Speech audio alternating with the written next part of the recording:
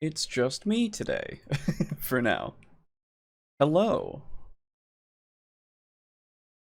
Oh, there we go. Okay, cool. Well, yeah, so, it's just me, at the moment, and might be me for the whole time. We shall see. I'm gonna keep my Discord open in the background here, so that if I receive, messages from the other two, we'll get to it. Get to them getting in, but for now, it's gonna be a solo mission. You got this, man. Thanks, Dracker Kraken. Appreciate it. Um, so yeah, obviously there's no glowing, me when I talk in the top with the Discord icon because I'm not using the Discord at the moment. I'm just, talking. So I just put a PNG. So, let me know also if it's a little echoey because I've moved into a different room and it's far less furnished at the moment because I'm lazy and also I don't have enough like soundproofing kind of stuff. I have some over on the door, but that's about it, and it's a little echoey in here. So let me know if that gets annoying or anything. I'll try to do something about it. But yeah. So welcome to the solo dolo. Yeah, dude. How's it going, Slay? So welcome to the TableTalk discussion and discourse podcast. I, as always, am your host, Alejo, aka Great on 95. As said, solo for now. Maybe the whole time. Sounds on part of the usual? Okay, sick. That's all I need. Okay. So, today we're going to be talking about magic again, though not specific magics, other than magic systems, low and alternate magic systems. But of course, before that, we'll start with some other things. Give me a moment. Hey, Pizza Funk, how's it going? We're gonna start with some memes, because I gotta show these off. Because lads, this is some good shit. I love that you guys make memes out of the shit that we do here, and it's fucking phenomenal every time. So, give me a second here. Yeah, that's good. So first, this one was from Pizza Funk. Just, you're a bad writer. How dare you manipulate me into having fun? It's Olive Man pointing at Boo, which is great. We've got the olives and the tomatoes even. Didn't forget to have the tomatoes in there. As the two on the left, which is great. I love. God, it's so good. The emotional manipulation that we just achieve it, don't we? It's great. With the wrong your, that's honestly, it makes it better. Don't worry about it. Next up, we have a couple from Draco Kraken. This first one, my fellow table flipper, when Olive Man pulls out the emotional manipulation card and all the fucking faces. They're so good. Every time I look at them, it's the best. I can't help it. It's so fun. Oh god, I love it. And then another one from Draco Kraken, I believe. Let me just make sure that I have these correctly placed. Yes. So this one's the olives, the gentleman DM's snack of choice.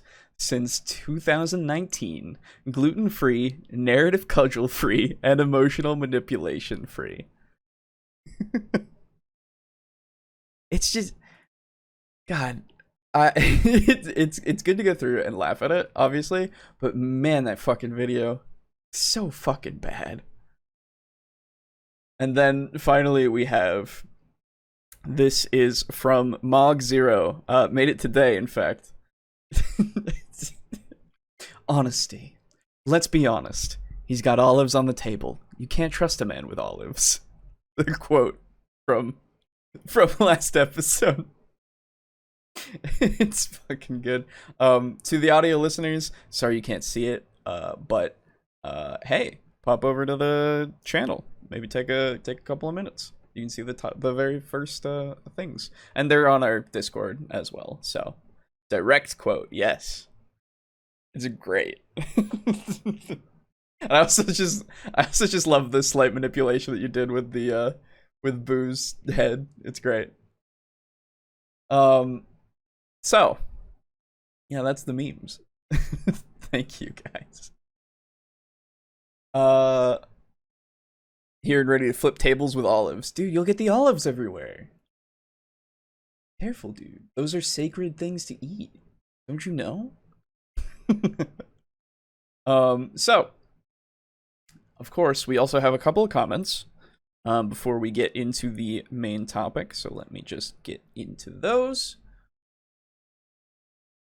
Gotta remember to keep this on this window because OBS makes it so I can't hear Discord. So I need to be able to see things. There we go. So the first comment we got was on last episode. It is from Unit Rico. Matt Colville. Ships ramming is ahistorical. Naval warfare in the ancient Mediterranean. Am I a joke to you? Okay. I know that doesn't mean it makes sense for sci-fi ships to do so, because it doesn't, but it's not like there's no precedent. Which, yeah. Fair enough. I don't know much about any kind of naval warfare. So, if there is a precedent, it does kind of say, oh, well, if there is a precedent, then we have to now see how much damage like it will do to the ship itself. That initiates the ram as well. But I assume a lot of ships didn't really use it just because it's not a great idea. I don't know. Got to get that table pressed olive oil, dude. Yeah, there you go. Also, the appendix about Matt preferring magical items and effects you gain through in-game actions over feats kind of reminded me of how magazines work in the Fallout 2D20 TTRPG.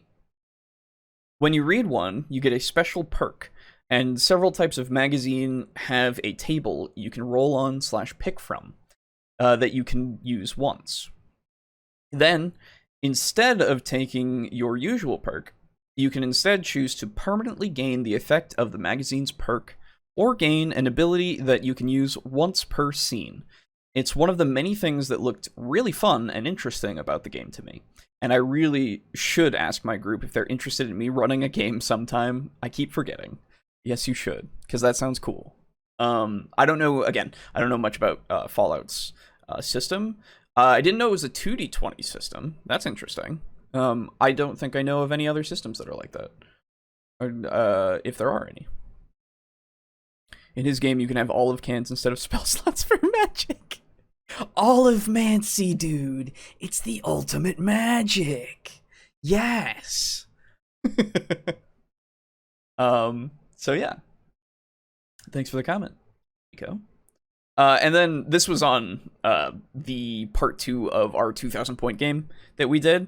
If you don't know, and I'll probably edit a clip and just post it as well. Maybe it was like 5 seconds really, and then we figured it out. But in the game, Boo was rolling for his, I don't remember what it's called. Hyrule? He was rolling for one of his big models, his big Tyranid models, and he had 6 attacks, and it was 3-ups to hit, which means 3 or greater. You hit with that attack, and he rolled. Thankfully, we figured out that you can reroll hits, but or he could because of a thing that he took. But literally, when he rolled it, he got all 1s and 2s. It was insane. And we were trying to figure out the odds, and fucking, I can't do math anymore. I mean, I can do simple math, but math, I don't know. I've lost my ability. So, Crimson Phantom said, the odds of the 6 misses on the 3-up hits was 1 out of 729. Since it was a 1 in 3 per die, and there were 6. You do 1 and 3 to the 6th. Thank you also for the math, like the actual math for it. It's fucking insane. It was just insane. But yeah, thankfully he was able to reroll it, so it went fine. But yeah, in the he was getting kind of pissed at it too. It was definitely something that I was like, oh man, that fucking sucks. But yeah. One cannot trust the green olive mancers. They have fallen to the evils of olive magic. That's true. That's true. All right. So, yeah. Comments go by pretty quick when you don't have too many, and also you don't have other people to bounce off. So, or other people immediately to bounce off, since I'm able to bounce off of you guys just fine. So, thank you for the comments. Keep posting them. Good stuff. And let's get on to the main topic, why don't we?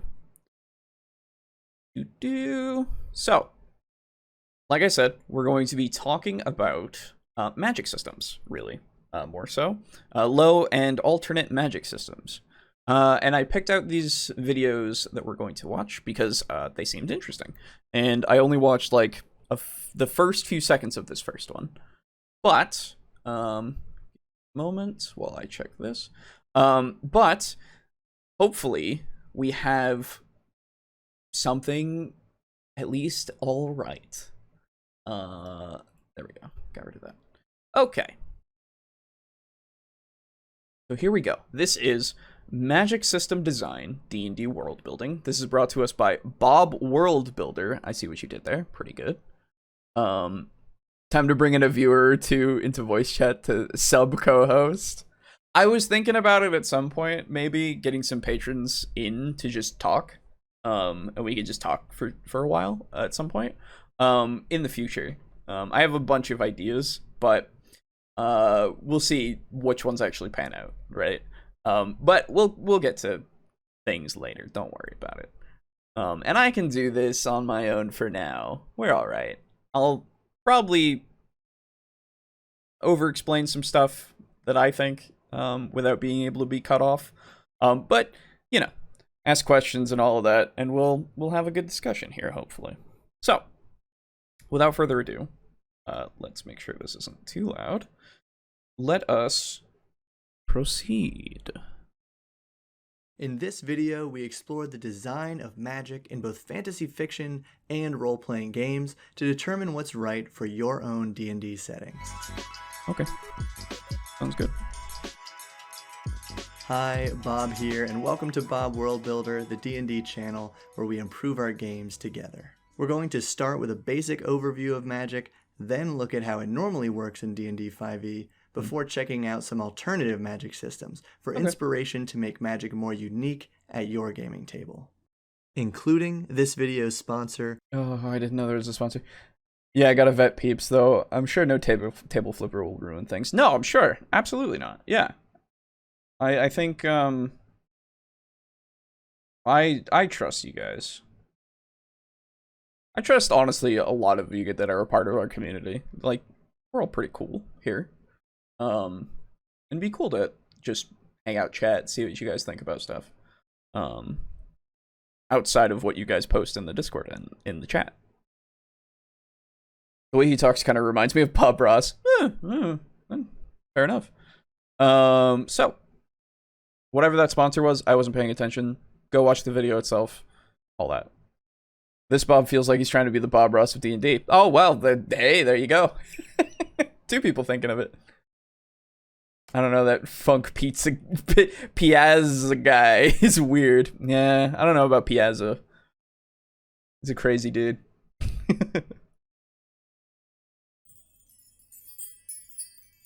There is no rule stating magic must be included in your setting, but the wielding of magical power is a classic element of Dungeons & Dragons which draws many players to the game.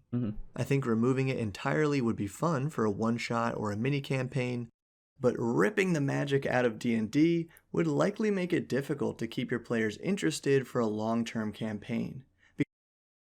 Oh, give me your because. Because interactions with strange, terrific, and fantastic items, characters, and creatures is a cornerstone of the fantasy genre that we all love. That's true. Um, so basically what it would do is turn it into something that isn't D&D, I think. I guess it means that magic is kind of inherent to D&D, but I also don't know if I agree with that as well, because, well, no, I think I do. I think magic is definitely a part of D&D. It's definitely built around the ability to use magic. I think, at least. I would have to, I guess, look at things a little bit more like deeply to really confirm that. But it's my assumption from what I've played that it is definitely built to support magic. Though again, I think that without magic, you can do it just fine. Hell, you could play a game of just peasants who are trying to run a business in D&D. Now, this is the thing. Is it because you want the rule system to be D&D because you understand it more? Or are you using it just because it's all you know and you don't know anything else that doesn't have magic in it? In which case, I would think that there are better systems that you could find to really facilitate what you need. But it can be done in D&D. I don't know, I played 2 D&D games as no magic, and it was brutal. But I already hate low magic games, so... Oh, okay. But type the same thing. Oh, yeah. I haven't really played anything low magic. Trying to make a low magic or no magic D&D game makes so many of the classes pointless. It really lowers player choice and creation. That I agree with, because what do you do with a wizard then? It's just a guy. What do you do with the sorcerer then? It's just a guy. Warlock, also just a guy. Paladin, guy with a sword, so he's a fighter again. Fighter still has access to a bunch of subclasses. So this is the thing as well. What I think you could do is, if you want to flavor it differently, where it's not magic, right? You're using technology. I assume we're not gonna go for the sci-fi aspect, right? You could. Alchemist. So this is the thing. If we're saying that there's low to no magic, does alchemy actually do anything? Like, other than, is it just medicine, right? Are we just calling it magic, but it's actually just medicine, right? I don't know. I feel like that's just kind of what it would become. It's difficult, but can be done. But it can feel quite restricting. Yeah. Oh, absolutely. I agree.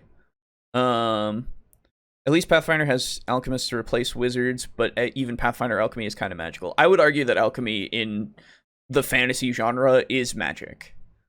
I mean, they had scholars in real life, so maybe they have mana users be scholars. So there was in 3.5, actually. I'll pull from that. In Heroes of Horror, the book, it had the lore master. I believe that was what they were called. And their entire purpose was to buff the party by knowing different lore about the monsters or whatever it is they're facing.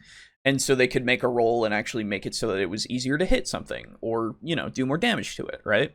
And I think maybe doing something like that with a wizard would be cool, like to make it into something that is more based on research and not like spellcraft, right? Again, I think we're talking about a different game then. Like a really homebrewed D&D of this caliber, I think we can just turn it into a different system that doesn't have magic, and it would be like easier to do. You just make it a D20 system that has no magic whatsoever, and you just kind of change things around. But again, not to say you can't do it in D&D, because again, if you know that system very well, you just take away things that do magic. You take away the magical kind of monsters, I guess, as well. So you don't have to worry about that, and you don't need to like know magic to counter them, I guess, in a way. Or you just get buckets for your fire elementals. You get buckets of water. You just throw them on them. I don't know. I know enough chemistry to make a fireball spell. Well, hey, there you go. Yeah. That's the thing as well, right? Technology that's highly or sufficiently advanced is indistinguishable from magic. That's why I was kind of going for it before with that. But then it becomes more sci-fi, I think, if we go too far with it, right?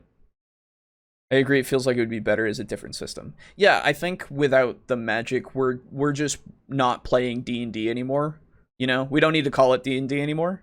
We just, you know, wizard casts mathematics. It causes 3d6 aneurysm to those who are uneducated.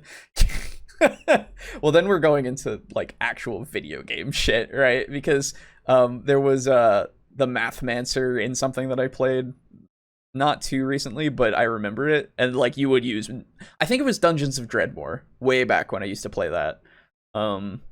You could do stuff with math, quote unquote, and it would do damage and stuff, right? But then again, that's weirdly magic, right? That feels magical. I don't know.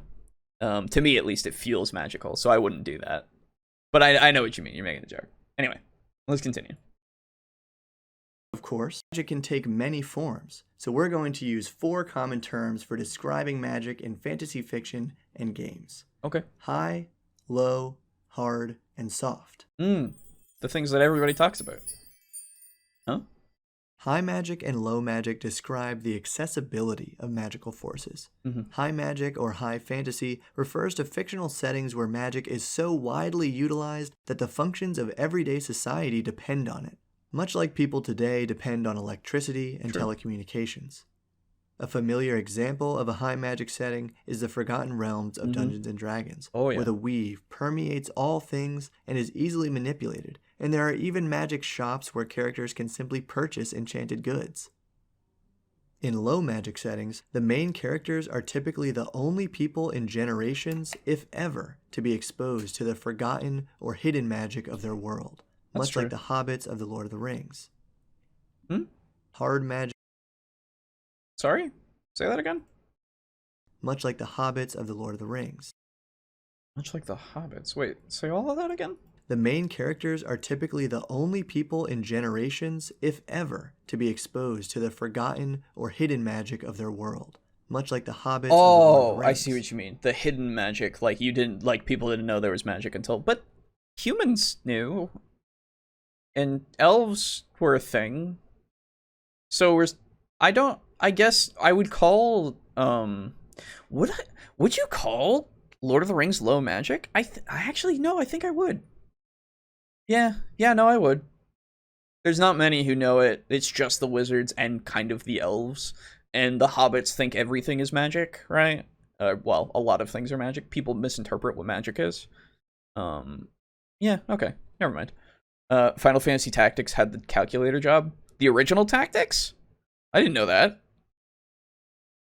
I've wanted to play the original Tactics for, like, ever. I've not been able to. I would have to buy a copy of it, and man, that's expensive. Don't need a wizard to do that, Mug. Just hand the people who say 3.5 is too hard a character sheet.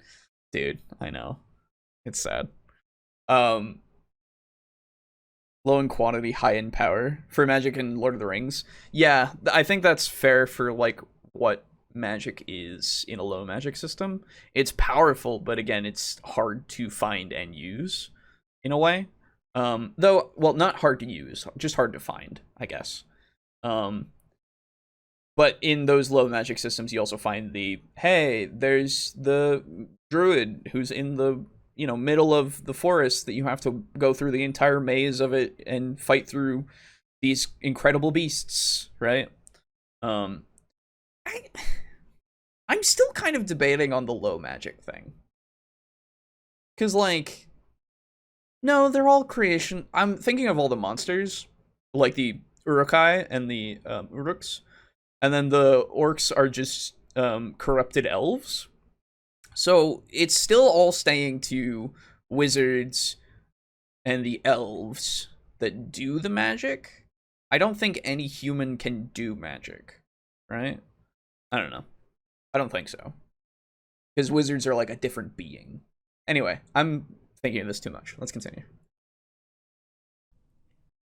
Hard magic and soft magic refer to the character's grasp of magical power.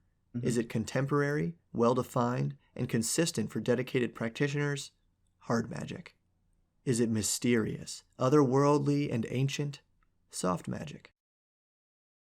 That's true as well. I enjoy that in the soft magic system that you do have that whole like actual mysticism about it, whereas in hard magic systems it's like, oh, everything is magic. I understand. This is the other thing. I feel like you can also have a blend of both in each other's like thing.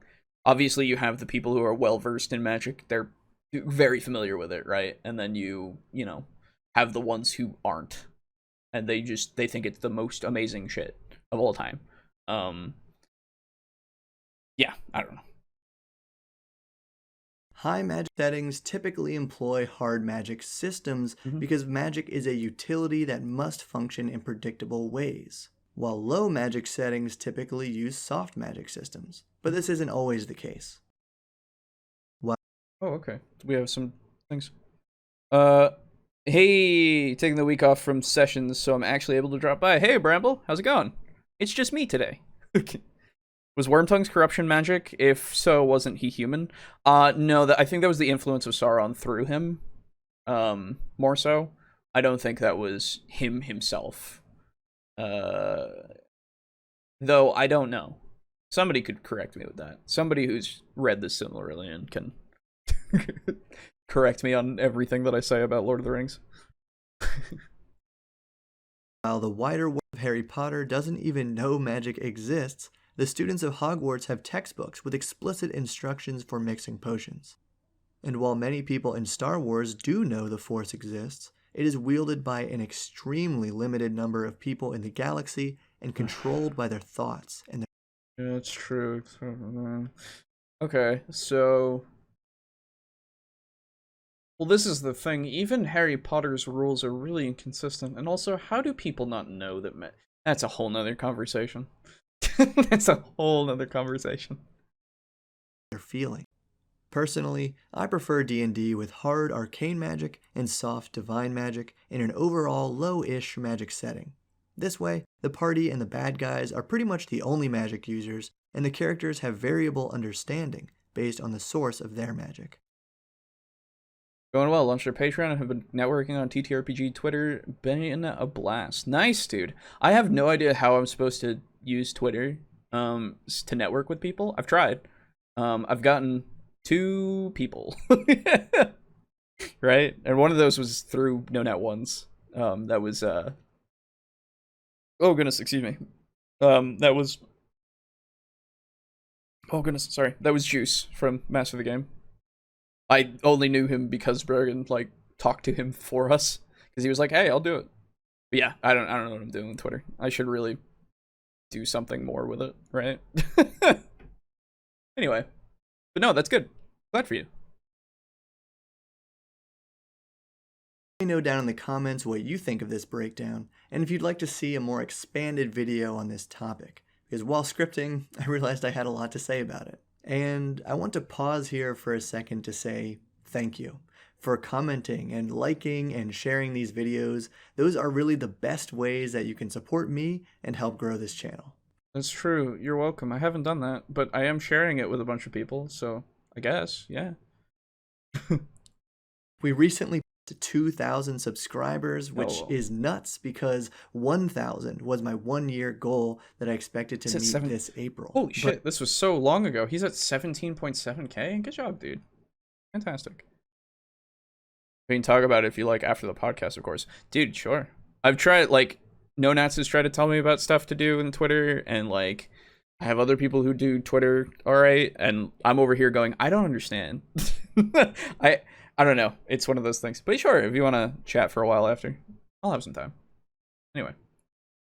But now thinking we might just be able to hit 3,000 by then. So if you haven't already, please go ahead and subscribe and share one of my videos with someone you think will like this channel. Sure. Now, on to the mechanics of magic. Gamification. First, to oversimplify how magic works in D&D 5e. It can exist as class features, enchanted weapons, or other items, but will most often be encountered through spells, individual effects cast by manipulating the raw magic of the weave in a specific way, via incantation, physical ingredients, and or specific gestures with the body or hands. Yeah, guy hustled. Good job. Absolutely. I appreciate the hustle, of course. He waited for a few minutes. He had gone through his first point. It's good. I'm glad. He didn't just immediately start with it, I don't think. I don't remember, but I don't think so. Otherwise, I probably would have commented on it, so. Spells have defined ranges, durations, areas of effect, and power levels 1 through 9. These spell levels are correlated to, but not equivalent to character class levels. Also, based on their class level, characters have a particular number of spell slots for each. He's just going over how it works in D&D, which I mean, we all know, but I'll just let him continue. But see, fucking Pizza Funk. Well, maybe if you had olives on a table, then maybe you could network better. I could go out in the kitchen and see if we have olives and put them on a cam. Will I be a more successful YouTuber by then? Will that work? I do want to actually test something when we hit the midpoint as well, having to do with a camera, actually. So, no, you won't see me. You can find me other places if you want. That's not the focus. But yeah, I do want to test something. So thank you for those of you who are going to stick around, hopefully, and help me test that. Anyway, olives are a key feature. Yes, Olive Man is the god of D&D Twitter. That, you know what? That makes sense. That's why I've never heard of him ever before. Olive can. Yeah. Spell level can be expended to cast a particular number of spells of each spell level every day from a list of spells that they either always know or must prepare each morning. This idea of spells being stored and released from the caster's mind is called Vancian magic, after fantasy author Jack Vance. Oh, yeah. Some exceptions are rituals, which take longer to cast, and cantrips, which are generally less powerful than leveled spells. And fun fact, there are currently 495 named and described spells in the official D&D 5e publication. Is that true? When was this released? Because I feel like this was way before a bunch of other spells were present. I just want to know. When was this released? Sorry. I gotta check. I'm a fucking asshole. This was 2020? February 19th, 2020. Yo, this dude popped off. Yo. Good shit, dude. Nice job.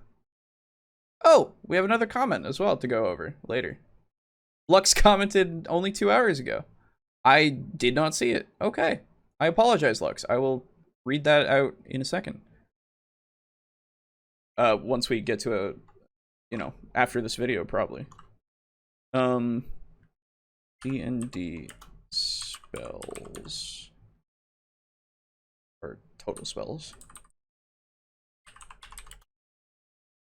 Pre-Tasha, but damn fucking impressive growth. It's true. How many spells are there in D&D? 362 in the PHB, 4 in Sword Coast Adventurer's Guide, 43 from EE. Yeah, but you don't have all of them. This is all in 2018. Okay. I'm not gonna find this. Whatever. I don't care. I did, and now I don't. Anyway. 500 spells really doesn't feel like it. But yeah, that's the thing. Yeah, well, I don't think there's too much overlap. I don't think there's too much overlap. Well, I say that. No, what I mean is in effects. I know there's overlaps in spell lists, like things that you can take. But yeah, you're right. It doesn't feel like that because, again, you're just looking at your own spell list, usually. And when I look at the PHB, it's divided into those sections, so I don't think about, like, how many are actually in the first levels category and then the second and then the third, you know? 495, and yet every caster takes Fireball if they can. Yeah, well, yeah, what are you gonna do? I generally use this system, and I'm sure most D&D 5e groups out there do too. It works for a high magic setting with a hard magic system, but I don't love it. It's not entirely intuitive, and it has a fairly rigid structure. So let's walk through some alternatives that might be better suited for the style of game you want to play. Sorry, how is it not intuitive? What? D&D 5e's magic system is not intuitive. That is not something I've heard. Do you guys think that? I don't think that. I think it's easy to figure out because it literally gives you a table. And it tells you how to, like, calculate how many you know and, like, your spell DC and your spell attack bonus. And they're all just right there. Not intuitive. When I say like effects, I mostly mean like spells that heal, locate, detect, protect, etc., etc. Oh, okay, I see what you mean. Yeah. Even so, there's variation enough there that it feels fine. Yeah, not intuitive. Let me look at my PHP real quick. I brought it up here. My problem with the D&D spells is they could be more interesting or flavorful. I think that's just something that you can do as a person. They've made it, excuse me, they've made the spells like as more like vague, I guess, and easy to like homebrew to look whatever or act however that you want. Not homebrew, but just flavor. Okay, I'm looking at the wizard really quick right here. Tells me how many cantrips I know. Tells me how many spell slots per spell level I know. Like, the table is not that hard to look at. I understand what I'm looking at. Again, I'm looking at it as a person that knows the system a lot and has played D&D for a long time, so maybe there's some like inherent knowledge that I have that isn't fair to, go with, but I don't know. Still have a hard time figuring out how many spells my casters have. Except for my bard, that was strangely easy for me. Weird. Okay. Because, like, this is the thing. If I don't know, I just look. So the wizard is on page 112, starts there and goes to 113, and that's where the actual like table is. And then on page 114, we have preparing and casting spells, which if you read that, it's incredibly easy to just say, well, actually before that, in the spell book, it says at first level you have the spell book containing 6 first level wizard spells of your choice. And then and before that, the cantrip section, 3 cantrips of your choice at first level. And the preparing and casting thing, if you go through it, it says right here. You prepare a list of wizard spells that are available for you to cast. To do so, choose a number of wizard spells from your spellbook equal to your intelligence modifier plus your wizard level. Minimum of 1 spell. The spells must be of a level of which you have spell slots. So, I don't know. I guess what I'm saying is, it's not hard to just read it up if you need to, Or read it up. Look it up if you need to. Hello, brain. Intuitive. Learn to pronounce adjective using oh, gotcha. It's an adjective using or based on what one feels to be true even without conscious reasoning. Instinctive. I don't know if he's using this definition or not. That's fair. I don't know what definition he's using for it. But I think that this is intuitive. But that's the thing. Within intuition itself, it's literally in the definition, based on what one feels to be true, even without conscious reasoning. Instinctive. I do like the 3.5 feel for making all spell slots like a sorcerer's. Just heighten spells you want to make stronger. Maybe it's more like psionics, now that I think about it. 3.5, you needed to take meta magic feats in order to even heighten spells. That's the thing. The preparation of spells versus your spell slots could be simplified, but it's not a complex system. I don't think it needs to be simplified at all. I guess it could be. Yeah, you're right. It could be, but it's simplistic enough as is. Bard, sorcerers, and warlocks are spells known, so the spells you have are listed on the table. Cleric, druids, and wizards have to prepare, so the number of spells varies from character to character. That's true. I guess, I don't know. I think it's easy for you to think intelligence modifier plus level. I feel like that's something that you can easily remember to know, like, amount of spells that I can prepare, right? Whereas then you have the amount of spells you know. It says, boop, boop, boo. It should tell me here. Learning spells of first level and higher. Each time your wizard gains a level, you can add 2 wizard spells of your choice to your spellbook for free. This is also on page 114 under learning spells of first level and higher. Each of these spells must be of a level of which you have spell slots, as shown on the wizard table. So that's probably what I should have read before anyway. But I feel like that, like, again, not trying to be like a dick, not trying to be condescending, just reading it, Agreed was just explaining. No, I feel you, Bramble. No worries. I understand. But this is the thing. If somebody were to tell me that they can't really remember it, I just go, okay, you can look in the book, or just get what you need to know. Every time you level, you get 2 spells of your level or under, right? And then the other thing is, of course, you can learn spells by finding them and just writing them in. I think that's a thing, right? I thought that was a thing. Yeah, with like arcane traditions and all that. You might be talking about something like spontaneous versus prepared isn't something a new player would know the difference without digging into it. Okay.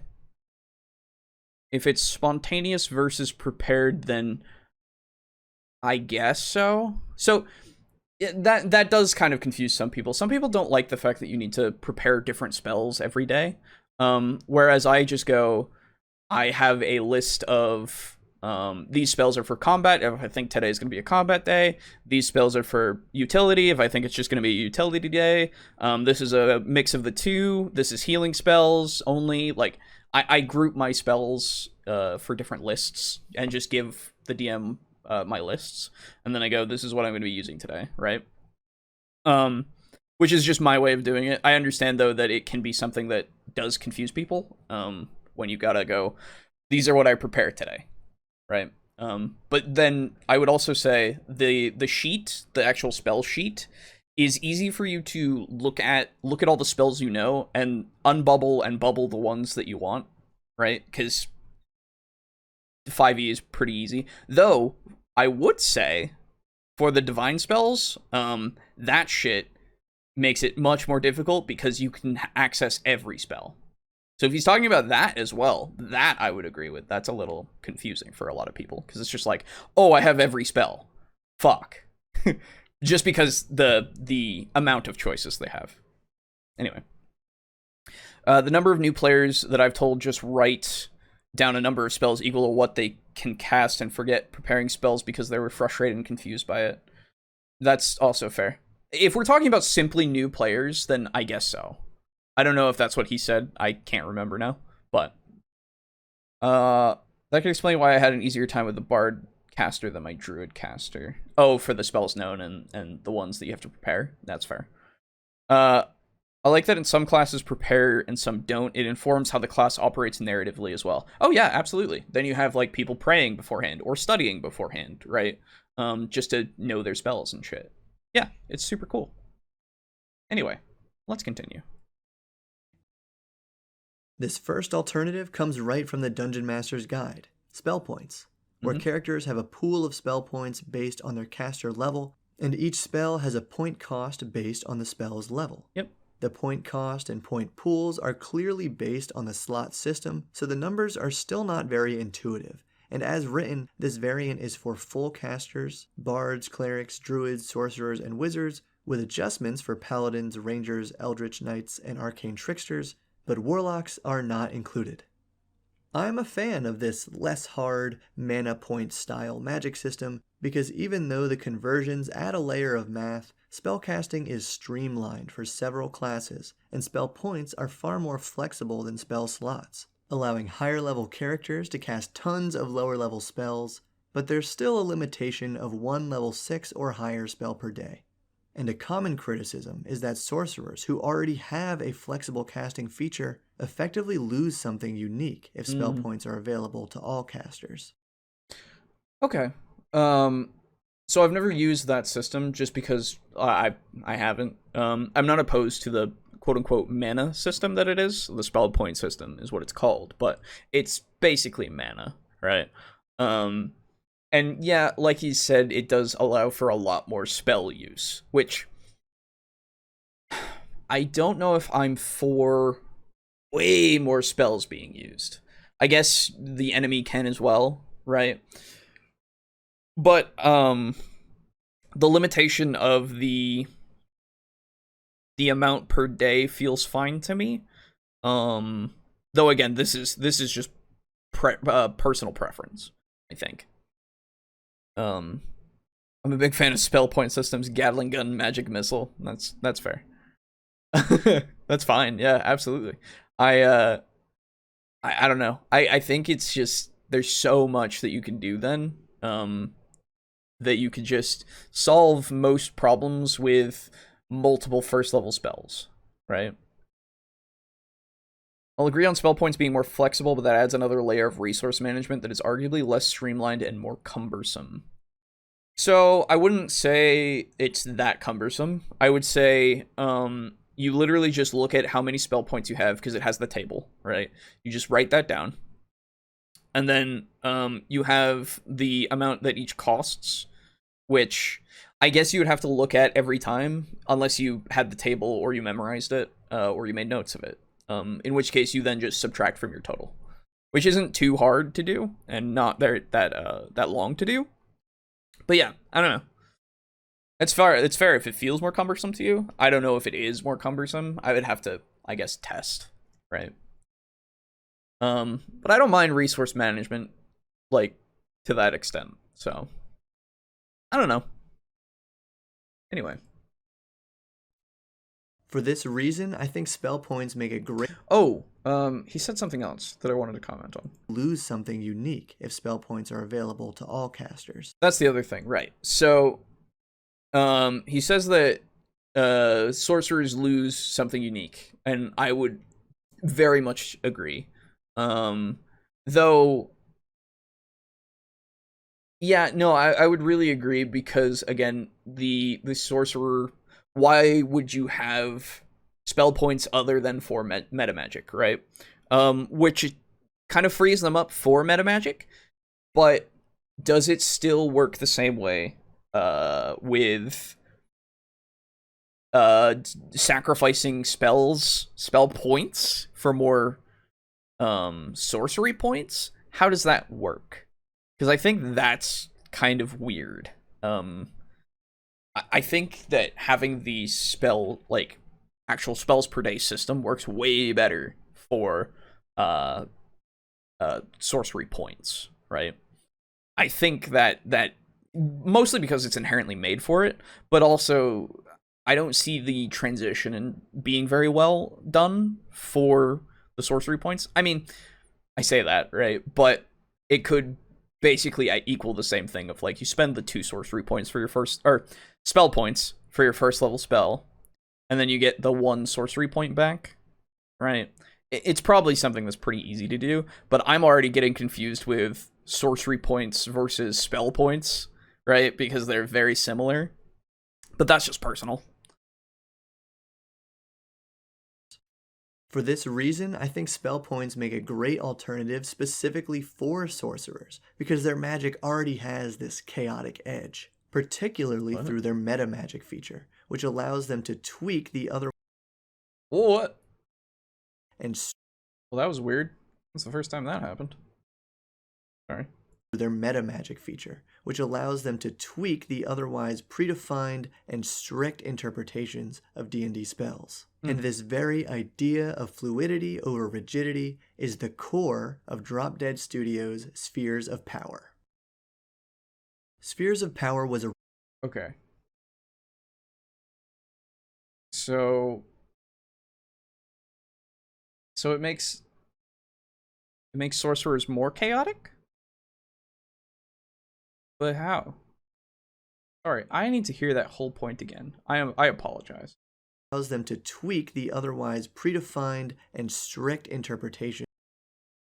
Spell points make a great alternative specifically for sorcerer who already has this chaotic edge, particularly through their meta magic feature, which allows them to tweak the otherwise predefined and strict interpretations of D&D spells. And this very idea of fluidity over rigidity is the core of Drop Dead Studios. Sorry, okay, so you're saying that the use of spell points in general is it coincides with the use of sorcery points just inherently to make it more chaotic.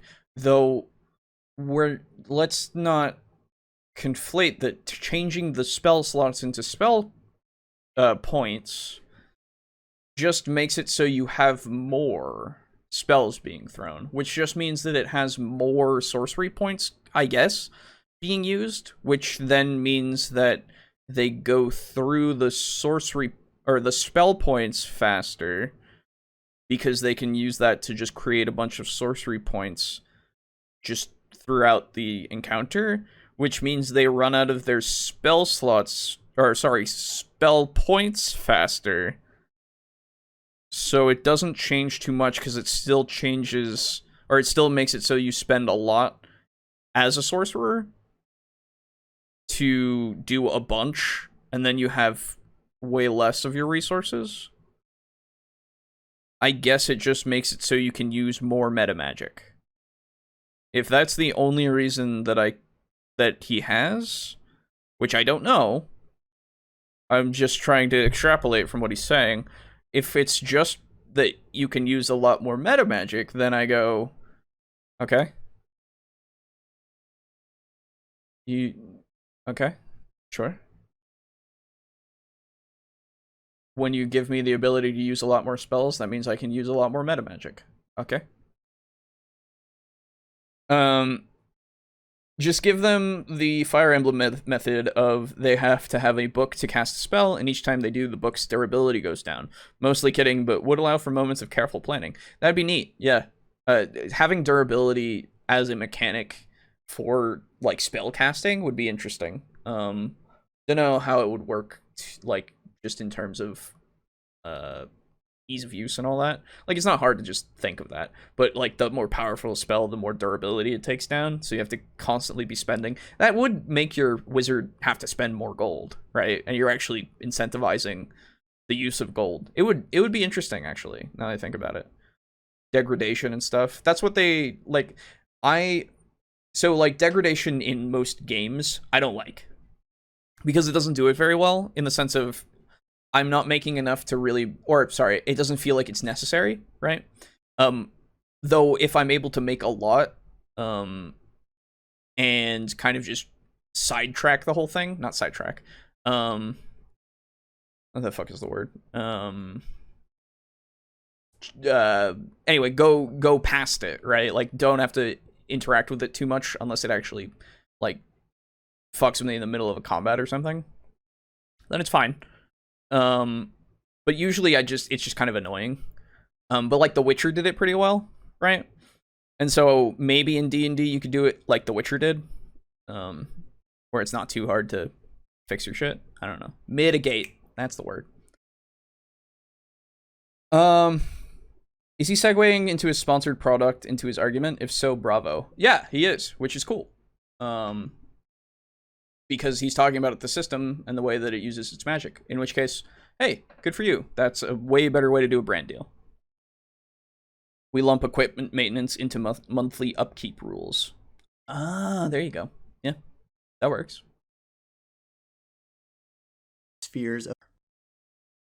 Spheres of Power was originally designed in 2013 for Pathfinder 1E. It's a completely new magic system where spellcasting characters are built not through predetermined formulas, but through creative concepts.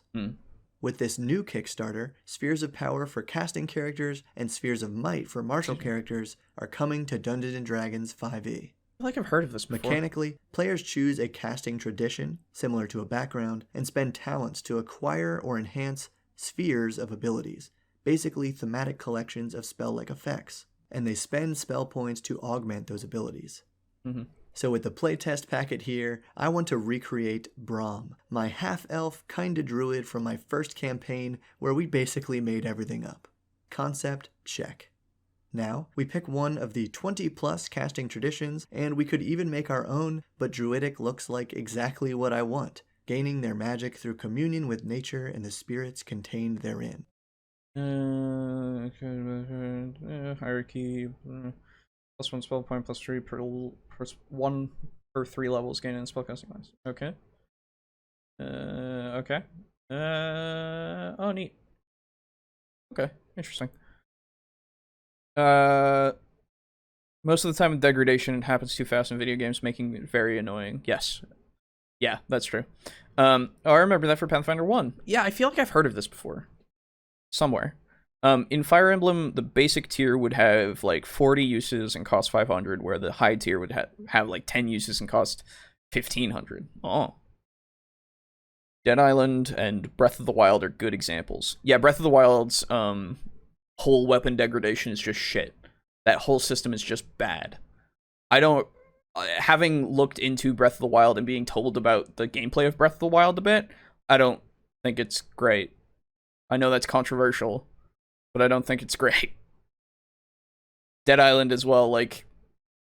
I played that for a bit. It's...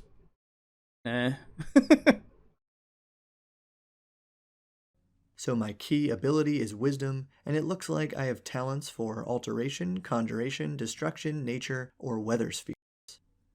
For my class, I could choose one of the 8 new ones, but I'll go with the Adapted Druid, who of course relies on the spheres for their magic. So at level 1, I get my spell point pool and... Okay. Class level plus key ability modifier. Oh, okay, cool. Breath of the Wild weapon health sucks. Yep. Well, that's the... Let me go on a tangent for a second, because I'm thinking about it. From what I know, you can't get money from, like, grass. Or you can't get money very easily in that game. Which is just dumb. Nothing like trying to learn the game in the tutorial area and blowing through all your weapons. and 1 talent, with which I will unlock the Nature Sphere, commanding the very terrain to do my bidding. So I gain the Geomancing and Spirit Sphere abilities, and I also get to select 1 Geomancing package, air, earth, fire, metal, plant, or water. You fans of the channel know I will definitely go with the plant package. And this grants me 3 Herbiturgy abilities, like Entangle here, which I think I can cast as much as I want, and it creates some difficult terrain and restrains okay. So that's your cantrip, I guess? creatures. But I can augment it to do damage instead, or spend some spell points to restrain and do damage, or make it shoot 10 feet up into the air. Okay. Overall, Spheres of Power is brilliant for its flexibility as a concept-based system. Okay. Both for DMs in their establishment of hard or soft cast. Sorry, I don't have much to say about this, because I don't know it, and it just looks like you have a small amount of magic to use, but everything is a, well, at least for that one spell, it's a cantrip until you spend points to make it better. In which case, okay. Neat. Seems neat. I would try it. Use the Master Sword for like 3 minutes to have to wait 10 minutes to use it again. Yeah. Why would you do that? People fucking praise the shit out of that game. I don't understand. You need a bunch of money, but you can't get money very easily. And then, because you need the money, you have to kill things to get the weapons. But when you kill things with the weapons, you break the weapons. So you don't get many weapons. So... traditions in their setting, and for players constructing characters with far more freedom than their standard 5e counterparts, while remaining fairly balanced with them, so they can be played at the same table simultaneously. So this was in February of 2020. I assume it met its goal. It's all done. So this was for 1E specifically in 2020, which is neat. Um, one Pathfinder 1E is a completely different system than 5E's. It allows for more versatile use. It has more spells, in fact. And with this, I think there's probably less spells, but they're more adaptable, I guess. Just from the way the system is, which is neat. Which means you don't play the same characters, I guess, even if you take like two of the same spellcasters. Although you might, I don't know. Overall, seems neat. I don't know what else to say about it. In the end, I wouldn't recommend weapon degradation for melee weapons, but if you have to have consumable books for magic, you wouldn't need slots, and you leave the player to pick their pacing. That's true. Yeah, weapon degradation for melee weapons. Yeah. Maybe we just re-implement the ability to break weapons from, like, 3.5, where you could target the weapon, you have to do more damage than its hardness, and then, do damage to the actual health, quote-unquote, of the weapon. You know, stuff like that. Both Spheres of Power and Spheres of Might will be 200-page books available in PDF, softcover, and hardcover. And you can get more details through the Kickstarter link down in the description. Now, if you're looking for a more chaotic magic system, look no further than... Rust Monsters would like to say hi. That's true. There's also Rust Monsters. Yeah, you can have, like, magic that does that. I don't know. Anyway. Dungeon Crawls, where all magic comes from powerful, otherworldly beings, and channeling that power through your fragile mortal body is dangerous and unpredictable. Oh, hell yeah. Wizards harness black magic from demons, sounds awesome. Elemental magic from nature, or white magic from overlapping planes of existence, while clerics are given idol magic through their worship of a deity. Right. Familiar, right? Well, the defining feature of DCC magic is the spell check, where you roll 1d20, add your level and casting modifier, and compare the result to a DC table for that specific spell. Okay. In addition, Spell Burn allows casters to temporarily sacrifice points from physical ability scores to boost their spell rolls. Yo. Spells can be lost through casting failures, but can otherwise be cast without limitation. And spell failures can result in disapproval penalties for clerics and mutation-like corruptions for wizards. Yo. Here's the Cleric's Darkness spell. It gives a basic range. Okay, so this isn't exactly like what I was proposing with my spell exertion system that I wanted to use for 5e. In order to use magic outside of your spell slots, you would potentially, like, you could die, right? But it sounds similar, which is really cool. Spheres of Power basically gave you base spells, and those spells can be piecemealed to have bonus effects. Gotcha. Okay. Yeah, that makes sense. Cool. Sounds like Warhammer Psychers? It does. It's really cool. I use degradation in my games, though it can be reversed by honing the weapon with oil and whetstone, or restringing with 5 feet of rope.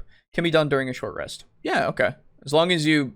That's the thing, right? Like, that if you have degradation and, like, throughout the combat it degrades, and it might be, like, less effective mid-combat, but you can just take some time. I would even say maybe take 10 minutes personally, just to allow them to not be caught off guard for an hour. I don't know. I think having the my weapon could fuck up, right? You still have that. It's just like it doesn't, it doesn't make them feel like, oh, I have to spend so much time to do it. I don't know. Anyway. Some of that sounds like wild magic. Dude, I love wild magic, so that's cool. Oh, I like this. In 3.5, they kind of had something like this for casting as an alt system that was tied to your HP. Yeah. Yeah, you're right. I think, well, anyway, that's the thing. The risk versus reward thing for magic is always interesting to me, right? Like, with the whole magical exertion, it's a big risk, but it could be a really big reward, and you could save the day. You basically made fort saves after casting spells, and if you failed, you'd get more tired. The more tired you get and wounded, the harder to cast spells. Cool. Anyway, failure and 1 to 11. Oh. This feels very much just like a skip a spell test that you just have to do every time, which is fine. I'm cool with that. It's just like it was mentioned, Warhammery, where you get a 3-up, you can cast your spell, or sorry, you get a 5-up really for smite, you know. Duration, casting time, and description, but each casting includes a randomly rolled manifestation of the effect, and a wide range of actual results based on your spell check. On a 12, the bare minimum for success, you create a fixed 20-foot radius dark space at your location for 1 round. Very cool. On a 20, you create a similar space, but you can choose any point within 100 feet to cast it, and you can choose to maintain the spell and move it on future turns through concentration. On a 30, you generate a massive cone, sphere, or line of blackness that extinguishes non-magical lights. You can see through it, move it, and maintain it for a whole day through concentration. I'll have to go back and actually find out what that system is called, because I will show that to the boys and see what they think, because it sounds fucking awesome. But push your luck stuff is fun. Big high and low lows can make some cool RP moments. Yeah, oh, absolutely. Absolutely. Gambling, it's great. Don't do it. There's a reason why people get addicted to that shit. I love multiple versions of success for rolls. Yeah, that is really cool. I'm super down with this, the way that this system seems to be. If you're interested in the wild, soft magic nature of DCC spellcasting, you can check out the Quick Start and Core rulebooks through the links below. Dungeon Crawl Classics. It's apparently on TTRPG. Hey! I really wanted to explore the mind-bending, soft, and low magic of Call of Cthulhu, but then I realized spellcasting is not even covered in the starter set, so I'll need to get some more books first. But feel free to check out my D&D Player's Guide to Call of Cthulhu through the card above, and definitely check out the Spheres of Power and Might 5e Kickstarter for more freedom in both character creation and spellcasting. Makes freedom? I guess. Yeah, sure. Cool. Well, I think that was everything. If you liked this video... Cool. So that's, what's the Bob World Builder? Seems cool. I like the video. Overall, just tells me about shit that I didn't know, and that's really cool. Not really much to contend, which is good. So, hey, we're done with that video. It's only been like an hour. That's what happens when it's just me. Things go shorter. Neat. Though, there was that comment that I need to read. Give me a second here while I get that back up. Spell point variant, vitalizing and recharge magic from the Unearthed Arcana book 3.5. Ah, it's an Unearthed Arcana book. Gotcha. That's where the warlock is, I believe. Okay, that makes sense. Neat. I should reread that book. Thank you for the source, by the way. Very helpful. Okay, so let me refresh this, because I guess I didn't do it before. There we go. Okay. So, before we go on to midpoint stuff, his sponsor segue was better than Guy's. Oh, absolutely. It actually had a purpose to the video. So, before we go on to other things, we have a comment from Lux 2 hours ago. Didn't even realize. I apologize, Lux. But we're getting to it. Page 156 in Unearthed Arcana. Good to know. Thank you. So, he said on last time's thing, the way I would phrase my position on this is, I will say yes unless I have a good reason to say no, which is a good position to have. Of course, it's important to understand that there can actually be good reasons to say no, and they aren't necessarily uncommon. That's true. But I can't really think of a good, clear line to draw between what makes a good reason and what makes a bad one. It's something you just kind of have to know when you see it, and you get to that point with experience. I would agree, though I do think there are some things that just are inherently no's for some people, right? It'll depend on person to person, regardless of experience. If I were to take a shot, I would say that if something doesn't work with your setting, if it would hurt the tone of your campaign, or if allowing it would cause a serious issue with balance, then you should say no. Otherwise, it's likely you should say yes. But you're still going to need to apply your own judgment in every specific case, no matter what. Yeah, I agree with that last part. Absolutely. And you should also take how much a player really wants to do something into consideration too. This doesn't override everything else, but you do want your players to have a good time. So you need to think about whether saying no to something is a hill worth dying on in that light. It may well be, but make that decision mindfully. Yeah, think about your shit that you do. Absolutely. Usually I would encourage a DM to talk about their concerns with a player before they just flatly say no to an idea. Yeah, of course. You want open and honest communication in your D&D game, or any TTRPG, or anything really. Even if the player's idea doesn't fully work, it's better to reach a compromise that does more than just make them throw out the entire thing. Of course, it could be that there's no middle ground, or the player would actually prefer to just do something completely different if they can't fully carry out their original idea. If that's the case, then fine. You can just go ahead and fully reject the idea. But the main point here is you shouldn't jump straight to flatly saying no unless you're sure that's really the best call you could make. Yeah, again, I agree. My hard no is for all my games is gnomes, because it is a long-standing meme as my DM style for years with the same group. They just don't exist. That's fair. Okay. Oh, hey, Boo's here.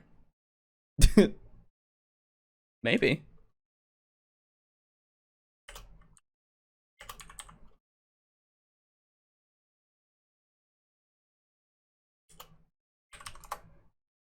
Let me finish this.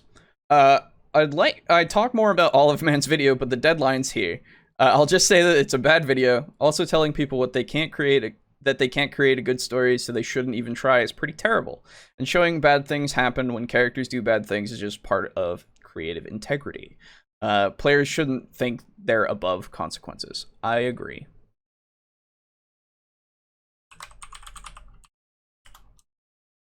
Okay. Boo is going to take a second, and then he should be here to join. So cool.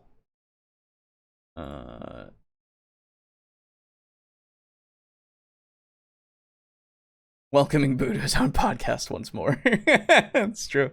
Now that I think about it, I've always wanted a system where you prepare your spells, but they can be altered. Want that Firebolt to do ice damage, learn the runes for ice. Split between two, multi-rune. Yeah, that'd be cool. That's yeah, that would be really cool for a lot of different things, I think. Like with something like instead of having heal the way it is, healing word and cure wounds and heal and mass cure wounds, you just have to, like, you know, change the spell or the way that you cast it somehow in order to do those kinds of effects, where instead of having be a touch, you have to then alter it to become something that's distant or all that kind of stuff, you know? That'd be really cool, I think. Working on something similar with gemstones. Hell yeah, Bramble. That sounds awesome. Give me a second. I'm changing the thumbnail. Oops. Well, that works. So, oh, I can get away from this really quick. So, we'll see how long the second video takes, because it's a different one that is about low magic, but we will get to it once we get through the shoutouts and chill talk. So, while I'm changing the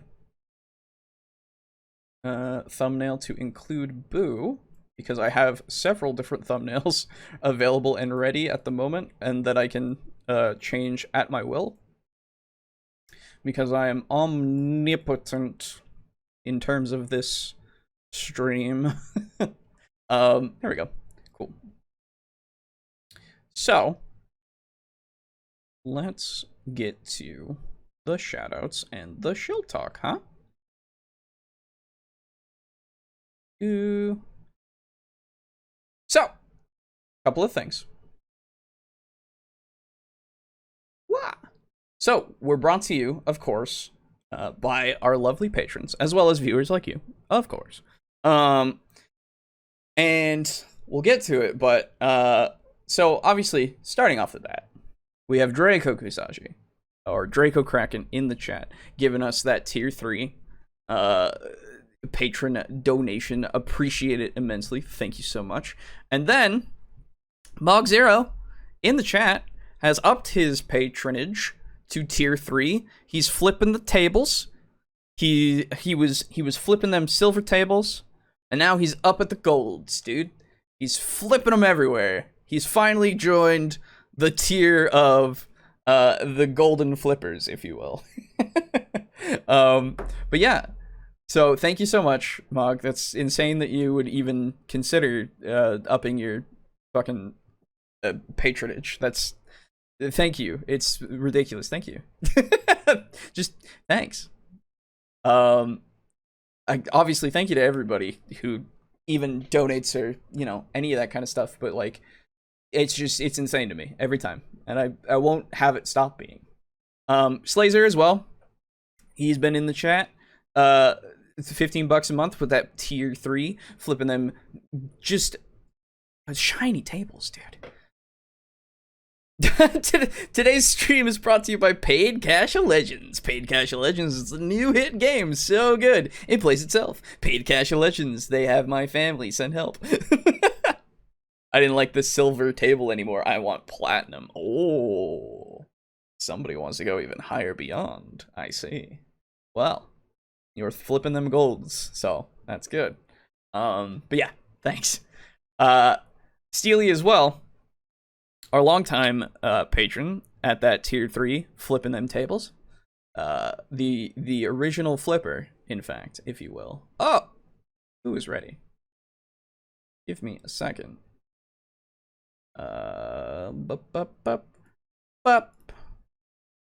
Hello. Hello. Let me change this. To you now at the halfway point of the podcast. That is true. We are quite literally at the halfway point of the podcast. Yep. Okay. Well, how you I was feeling? So tired, dude. How you feeling? I'm honestly surprised I didn't sleep longer. Hey man, if you had, it would have been all right. I've been doing, you know, my shit. Yeah. Platinum tables. Do I smell a new tier? No, Draco Kraken. Oh my god. No. Oh my. If I put a $20 tier, that would be fucked. Well, see, and here's the other thing. If we have I guess that would be is that a 4th tier or a 3rd tier? That would be the 4th tier. Yeah, that would be platinum tables, like has been said. I think that we should go a different direction with the names if we decide to do that. Right. Instead, like, obviously it'll still be tables, but I think instead of going the obvious route with copper, silver, gold, and platinum, I think that we should go copper, silver, gold, like uranium or tungsten or osmium. Just for the hell of it. We go for real elements. Like other real elements. Either that or we could go for fantasy shit like orichalcum table or mithril table. Ooh, I like that much better. Table. Yeah, no, I like that much better. That's true. Yeah. I would like that. Hell, we should. Well, I mean, copper, silver, and gold. You know, copper, silver, gold pieces. Where's the electrum table? No, electrum doesn't exist. It's okay. Raid all of Legends. I just saw that. Fuck me. Oh shit! I'm not in. Oh yeah, sorry. Here you go. Yeah, no, you're good. Because obviously you were soloing. Yeah. Solo raiding. True. So Sorry. Continuing with Oh, the God damn it. shoutouts. Get out of here, Slicings. It's See alright. that? Yeah. Olive tables. Oh, that would be the most powerful table of all, don't you know? So continuing on, Drake Cross, the tier 2 $10 a month. Thank you so much. So you're saying there's a chance of another tier? Yeah. Oh my god. Then we have Chris, $5 a month. Thanks. It's crazy. Frozen Spaghetti at that $5 a month, tier 1, and a Kill Chrono at $5 a month for that tier 1. So thank you to everybody.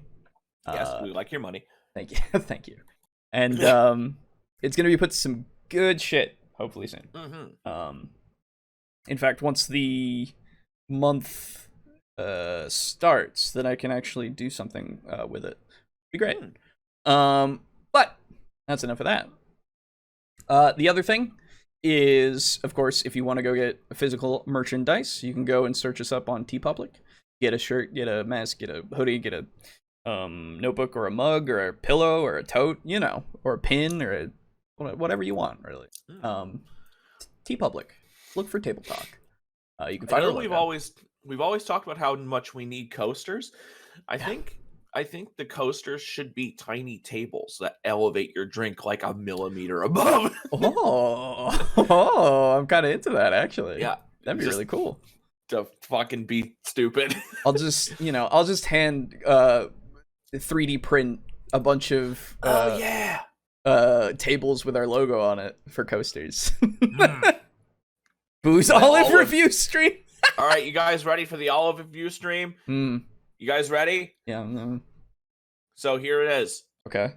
I don't really like olives very much. There it is. Done. Nice. Good. Too salty. Fair enough. Olive Man was really missing out on not having a brand deal with Olive Garden. That's true. That's true.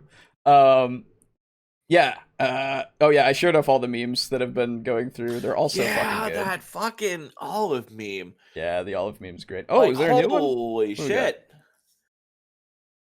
Oh, that's a different thing for something else. Okay. The one that was just made? The one that was just posted. That's not for our stuff. That's yeah. No, okay. The one just above that. Yeah, just above that. Yeah. Yeah, it's great. Yeah. Anyway.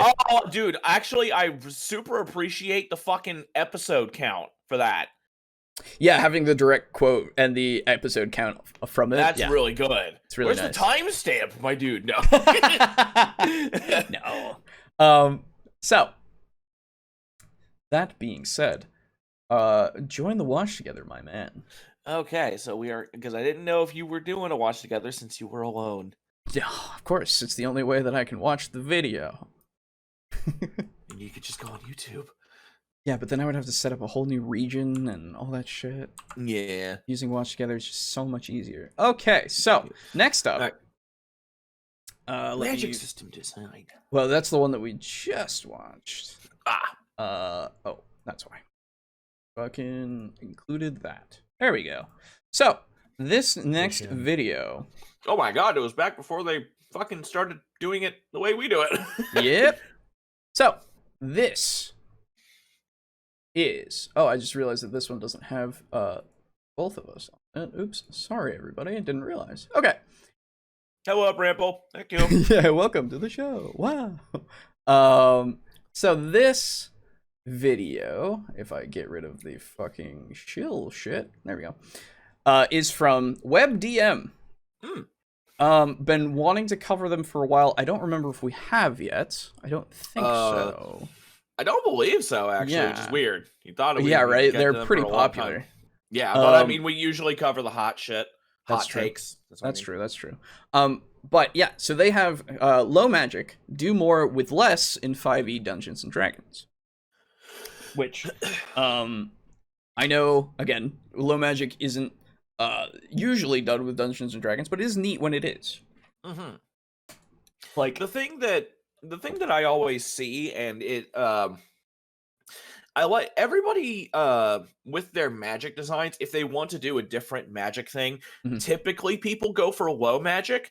But what I was thinking was or one of the things that I was interested in doing was actually like way, way, way, way high magic, Oh, sure.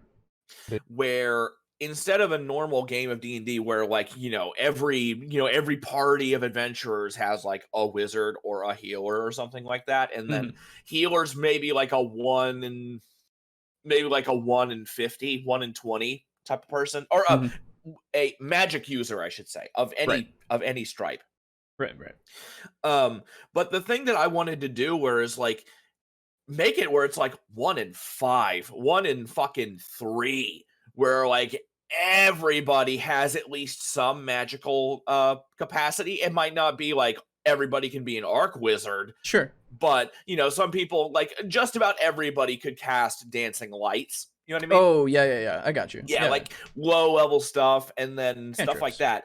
But the reason why I wanted to get into that was because of the Kobold Press books that I have, because what they have is a whole bunch of drakes.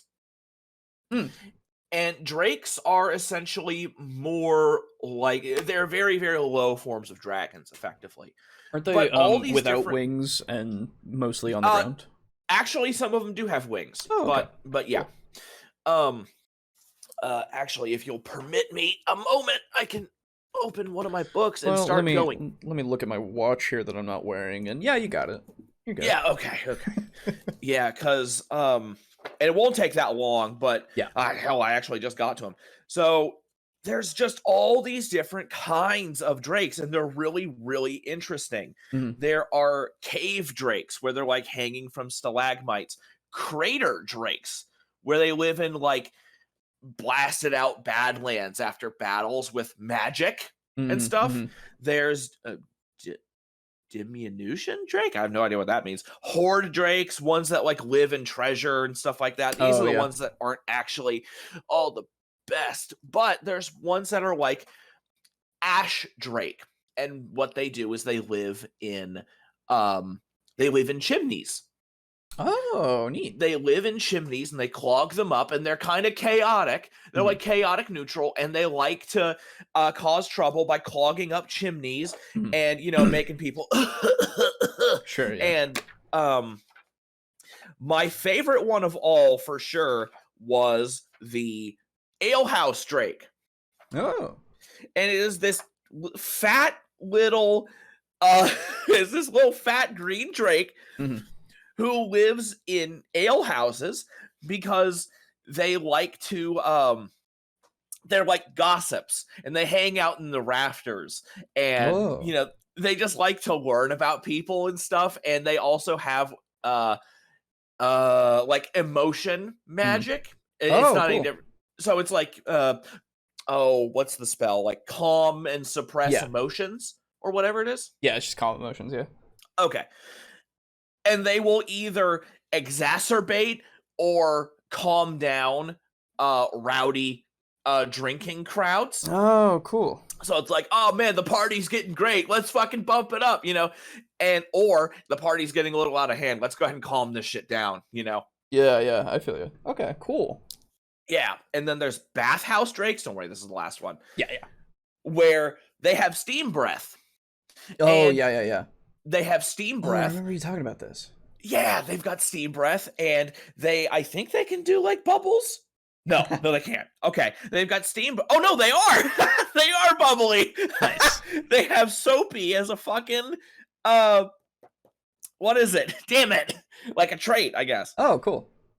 So, what they do is they will set up shop in towns and also in caves, and they will make a hot spring, an onsen. That's right. So they will start creating water. They'll heat it with their steam breath. They'll blow steam breath around the area to make it all like muggy and like the hot spring and shit. And they'll hang out, and they will charge money for people to come in and fucking chill in the hot spring. Right, They're totally peaceful, and that's all they do. So cool. So I just love the idea of having all these different like lesser forms of dragons being like so in closely living with humanity. Oh, yeah. Just humanoids. Whereas drakes, I should say, Because the dragons can still be very, very much like mystified, where they're like super as they fucking are. strong. Yeah. But the drakes can kind of be that stepping stone where you can kind of have True. draconic personalities and just weird quirks all the time if you want. That's true. And so I just really like the idea of a setting where magic is way more common, and also these intelligent, peaceful monsters are a lot more common. Yeah, it would be cool to see a lot more of that. Like it reminds me of like Shinto, right? Oh, okay. Where there's a lot of like spirits and they're not all like bad, right? It's just they exist. And yeah, they are. Oh, okay. You're talking about Shinto, the religion. The actual. Yeah. Oh, because at first I thought you were talking about a game, and I'm like, No. oh, okay, we're talking the actual religion here. Yeah. Okay, but yes. Yeah. It is.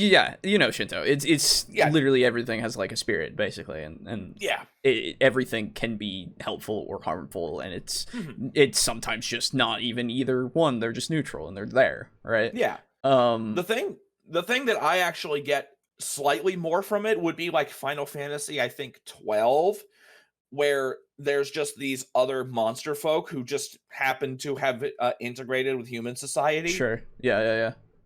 And it's always a shame when you look through the monster manual and you see like all these peaceful, like good monsters, like, oh man, we're never going to run into these things because they live in volcanoes or deep forests or the Feywild. Yeah, they don't care for humanity, so they're just like, eh. And so I'm like, man, I want to fucking see these people. That's why I did my fucking like Fairy Sisters general store in my fucking material world.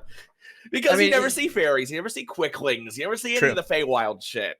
Yeah, and I guess the argument could be made for like Dragonborn and Tieflings. They're kind of that in a way. Yeah, but they're more normalized nowadays in the sense. Yeah, and I just see them as just another. It's basically another skin, effectively, on a human. Yeah, just due to how people act it usually. Yeah. Boy, oh boy, do I have news for you, Boo. What news do you have for me? We have draconic monsters in our campaign called Draconum. Nice. Which are very much magical beasts properly adapted for the environment. Hell yeah. That's cool. That's what I'm talking about. Yeah. Toddlers bringing their imaginary friends to life with the power, friendship, and wild arcane energy. Hell yeah! Yeah, exactly. Yeah, this is an old video, by the way. Yeah, this is from 2017. I just figured that this would be a good place to jump in for low magic kind of stuff. And talk about it. And let's see, is there anything else that I need to comment? I did super high magic system where little kids accidentally cast meteor. Yeah. Well, here's the other thing. Excuse me. Gummy peach ring. Because then what you can do is you can go to different degrees of darkness with this setting. Sure.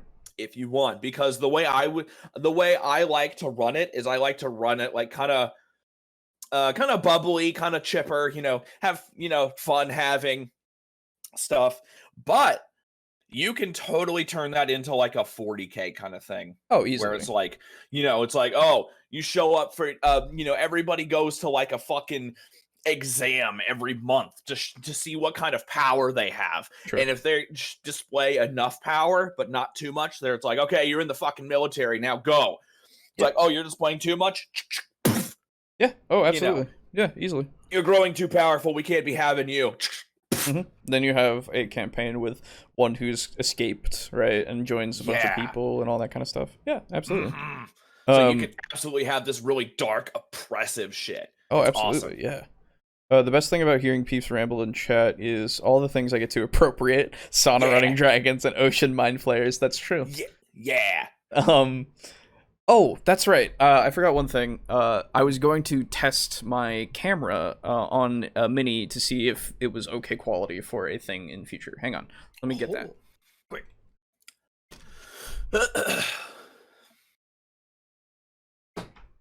D&D A team. Nice. I mean, you can just do that with 4 clerics, pretty much. You saw the Joe Cat video, I hope. Call it the A, man. Fuck, I don't even remember the quote. I was going to do this at the midpoint, but I forgot. Yeah. I mean, we haven't started the video. It's That technically is still also the midpoint. true. Do. It's gonna be not as great lighting right now. Let me actually turn on another light. No, don't switch. No.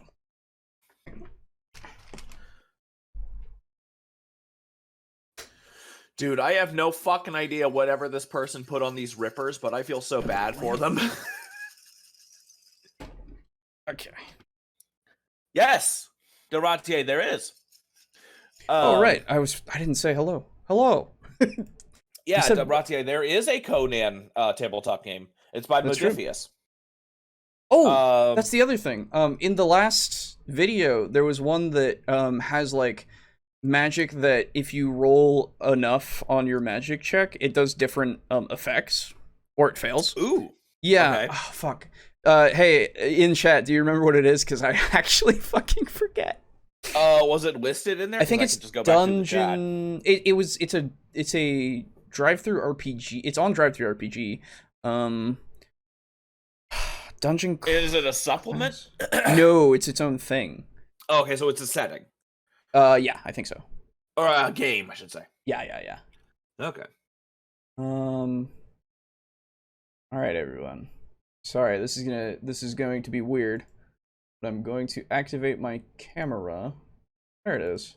Hey, if you're watching right now, how does I have to bring this down?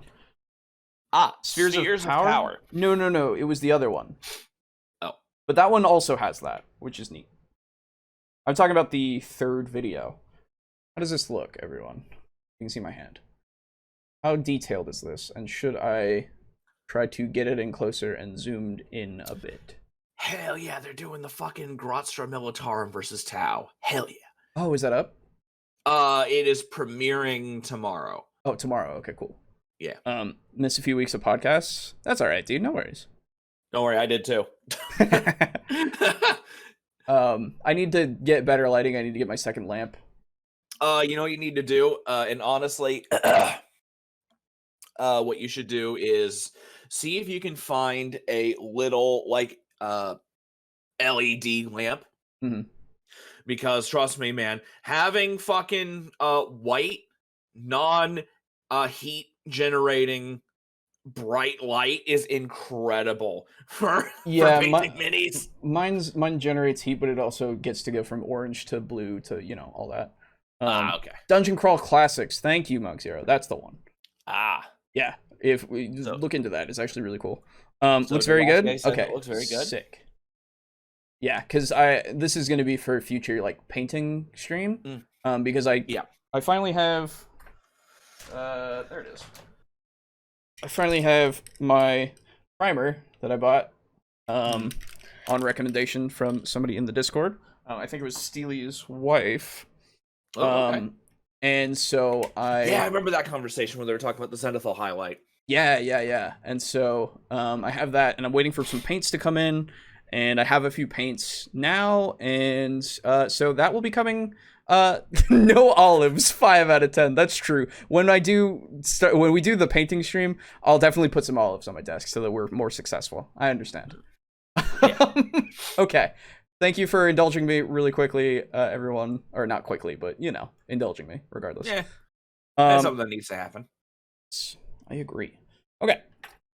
So, that being said, let us move on, finally, to the video in question. So yes, Low Magic. Let's see what WebDM has to say, because they're pretty good, usually. Yeah. So, I haven't seen anything that I haven't liked. Hi! Do you or any party member you have, are they tired of decks of many things? Staff of the Magi. Oh wait, another Holy Avenger? Well, maybe you need to come on down to Jim and Prue's Low Magic Reserve, where we have almost no magic. Let's talk about it on WebDM.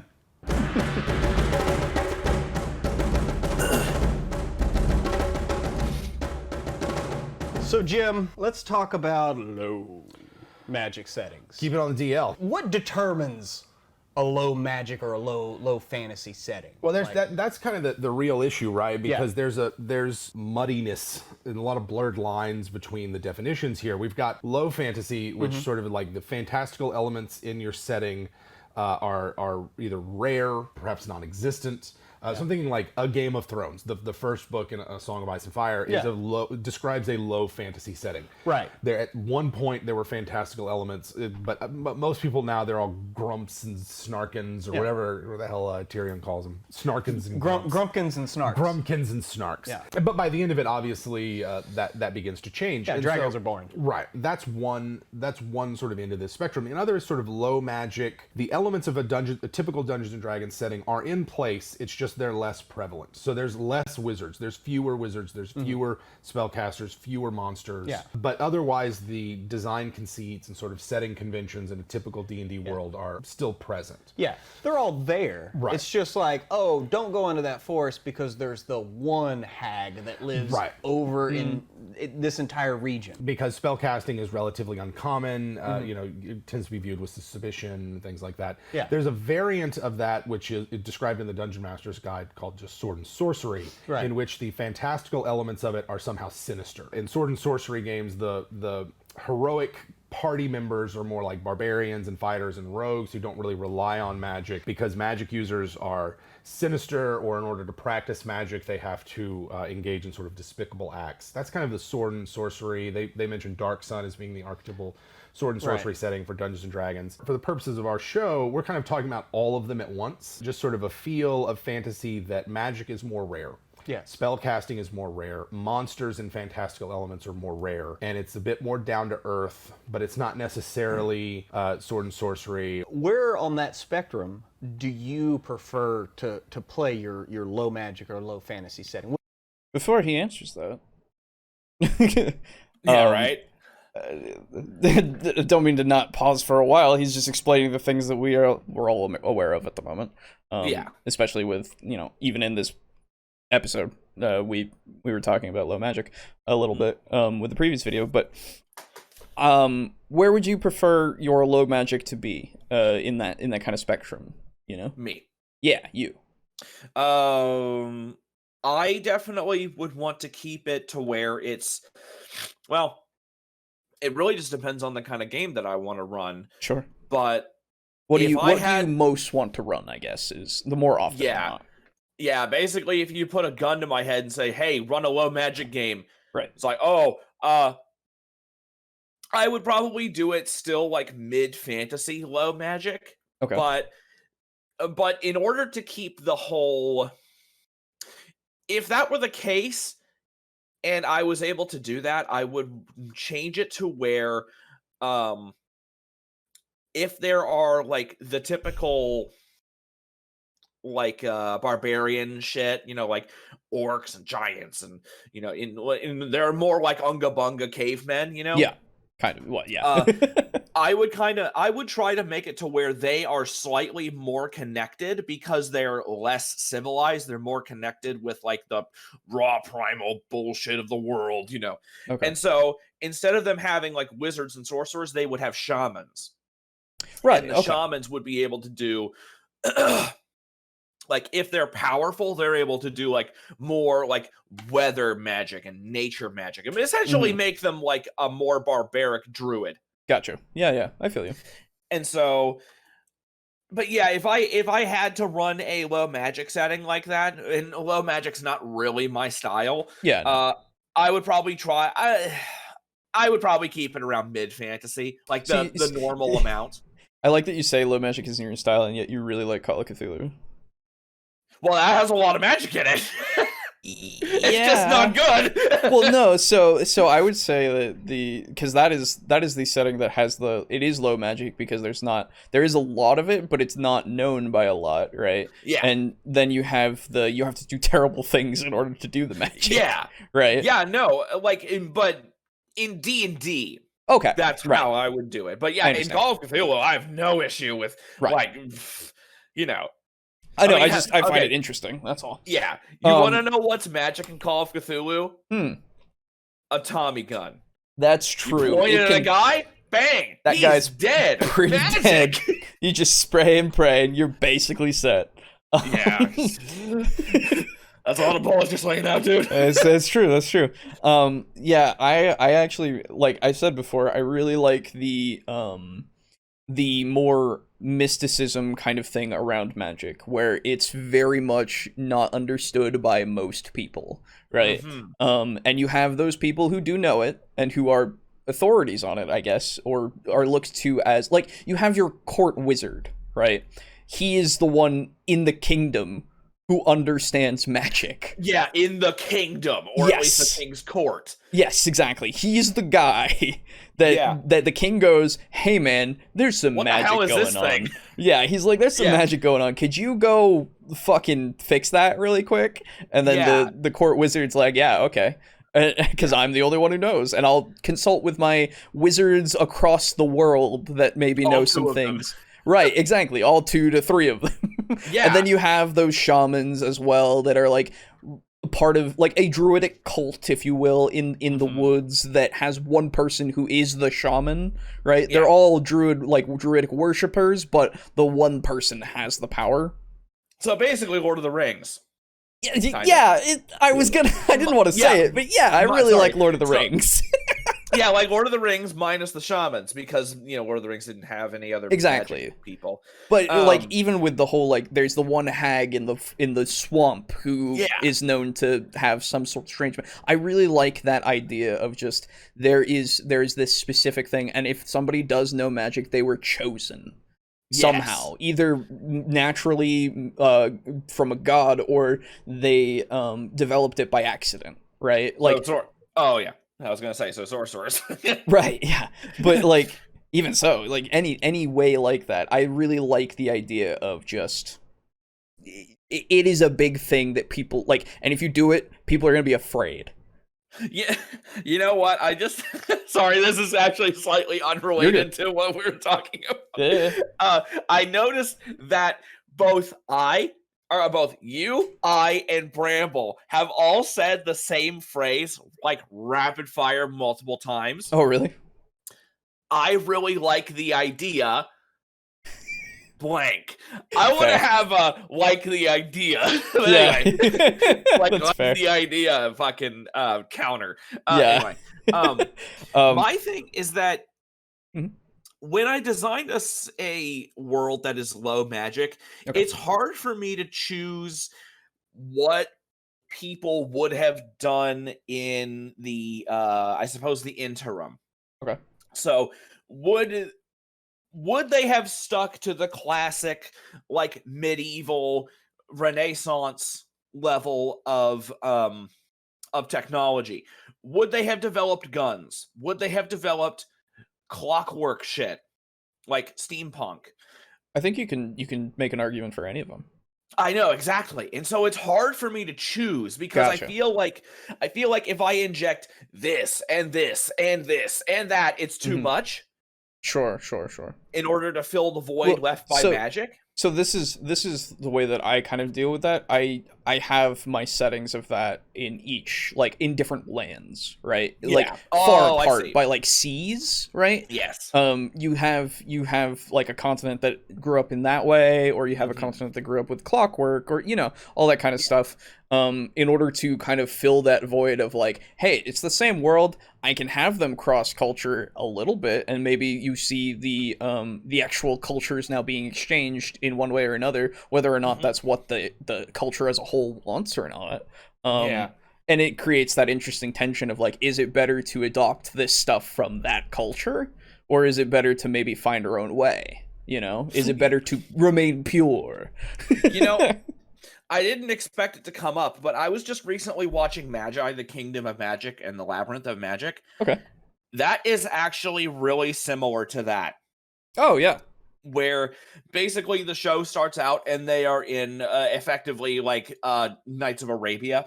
You know, they're in, fucking, what the hell was the name of the town in fucking those old stories with Aladdin or Alibaba and the 40 Thieves? It was in Aladdin, the movie. But anyway. Agrabah? Agrabah, yeah. So imagine like Agrabah. Mhm. They were there. And then shit happens. And then all of a sudden the main character is basically in Mongolia. Oh, okay, cool. And so you have like the classic Arabian fantasy setting. Mhm. And they have all like the adobe huts. They've got like Yeah. slaves there. Yeah, yeah, yeah. And you know, the turbans, the scimitars, and Yeah. all the different stuff that developed in the Middle East. Mhm. And then, you know, in Mongolia, they're in like wide open plains, living Yeah. in yurts with cavalry, archers, and stuff like that. And then there's a place called the Ko Empire, which is basically China. Okay. And so they've got like they have like naginatas. They've got the classic like Chinese horse armor, Yeah. or horse rider armor. Yep. And then you've got fucking Sinbad, who's an absolute Chad, by the way, who has founded the Seven Seas Alliance, and it's like a system of archipelagos and all the nations there, and they're all about their navy and being peaceful with everybody. Okay. And so you actually have that exact scenario where you have all these different cultures, except they're all in the same world, not really separated by continents. You know, they have like land borders and stuff. Yeah. And so that just made me think of that, because it's literally exactly what I just watched. Absolutely, yeah. Like that's the other. I didn't want to like say my own thing, but like with my world that I have that's based on Eberron, with the one continent that has the many different kingdoms that are factions themselves that kind of use the different, legitimately kind of very similar ideas to what you had said originally. Like one's very steampunk, one is more don't worry, my world has that too, except exactly. It's down to cities. It's one of those things where it's just like, it's fun to use, right? All of that kind of stuff. Hell, dude, my fucking except I'm way more in your face about it, because I have a fucking town called Automatown. Well, hey, the capital of the steampunk city is the oh fuck, I would have to find the notebook, but I think it's the Steam something city. Like the Steam Citadel? No, God, I would have to go find it. But yeah, I don't remember what it is, but it's very blatant. Yeah, no, it's fun to do that. Yeah, it's the thing. It's like why not, you know? Anyway, so we've been talking a lot about that. There's been a bunch of things. Duretti says, so yeah, pretty much Conan. Really, if I run low magic, it would be mostly magic items and consumables being the only magic on hand for the players who can't be casters. That'd be cool. Yes. Yeah. I really like the idea of running a game where level 5 is the max level, and the magic comes from items found along the party's adventures. Yeah, it's like what Matt Colville said last episode when we covered his No video, having the magic really come from the items more so, and how you earned them than like features, right? Epic 6 system, I've never heard of that, but that sounds interesting if it's like what we were talking about. Max level is 6th level, and then afterwards you only gain feats to get more powerful. Oh, okay, yeah, cool. It works well for 3.5 / Pathfinder 1. I don't know how it would look, or what it would look like in 5e. Yeah, 5e is weird. Yeah, 5e is built for high magic. High magic, yeah, that's what I was saying before. Yeah. My concern is that if magic is rare, does everyone fear you? Are town guards ill-prepared to fight the wizard, and thusly every town is just a place to be extorted without repercussions? So, I wouldn't make it that way personally. Like, yes, magic is no. Okay. I would make it so people fear magic, to an extent, right? Because it is something that they don't understand, right? Because people fear what they don't understand. And I would make where's our boy Aiden to quote the quote? Quote the quote. And then I would make it so the spells can be powerful, but it is costly, right? You don't get to use that many spells. That's the thing. With low magic, I feel like less spell use is better, because it's harder to maybe control, or it's just harder to cast them because you need more ingredients, right? Or it's just something about it is just more because you need more to do it. That way, you don't have the people just going in town and going, fuck it, and throwing everything around because they can. Yeah. Also, obviously, if you do that, you make the repercussions extremely harsh, because then you have, hey, the kingdom is now sending the Inquisition, right? Like, witch hunters, right? Like, something becomes a thing where they are specially trained, because maybe that happened in the past, right? Where they've now trained people to specifically root out those kinds of people and are trained to fight them. Maybe they know a little magic themselves, just very like Witcher stuff, in the sense of they get the single sign of like a shield in order to make it so they can not die instantly. Yeah. Right. So yeah. Anyway. Yeah. And I actually I'm actually so. My thing is that my concern is that if magic is rare, does everybody fear you? Yeah. I don't know if I would make it so that everybody would. Well, obviously there could be exceptions of like people are more amazed, right? Because like miracles can literally be performed. Yeah, like I think I might actually, in some cases, not for everybody, obviously, I would actually kind of want to go in the opposite way, where it's like, oh my god, you're a wizard. Oh, can I get you anything? Yeah, you can do that way. Absolutely. Can I get you anything, sir? You know, and so they're like trying to fucking like suck up to you and brown nose you. Yeah. And then I would like the idea, it depends on how mobile and how fast your party moves, but I would actually be totally okay with town guards basically being scared of you and not really being able to fight you. And so you could, if they were like the chaotic neutral / like chaotic evil or lawful evil type, I should say, where they actually do start like throwing their weight around. It's like, oh, I'm the local wizard. You should give me this meal for free, simply for gracing your establishment. You know, that kind of bullshit. Yeah. And eventually, then you start keeping a tally. You start keeping a tally of how big of an asshole this person is being. And then eventually that shit snaps. And so then you have people getting pissed. They're done taking your shit. Yeah, you build a reputation.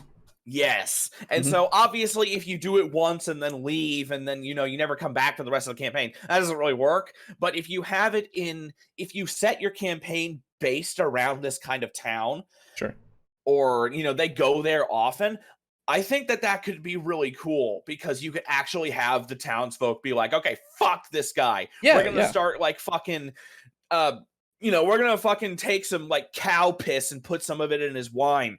You know what I mean? Yeah, absolutely. I would love that. Yeah, I was going to say this is kind of the dichotomy you can see of like you started with more optimistic stuff where I just went straight into like, this is dark.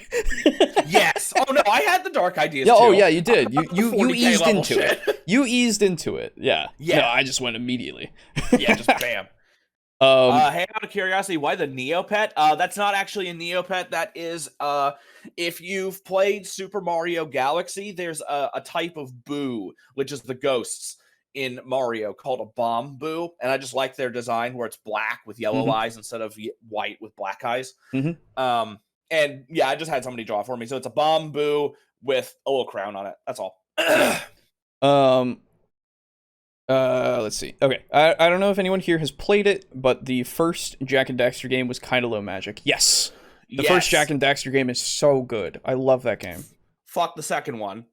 It's not. They tried to be GTA because they thought they had to compete.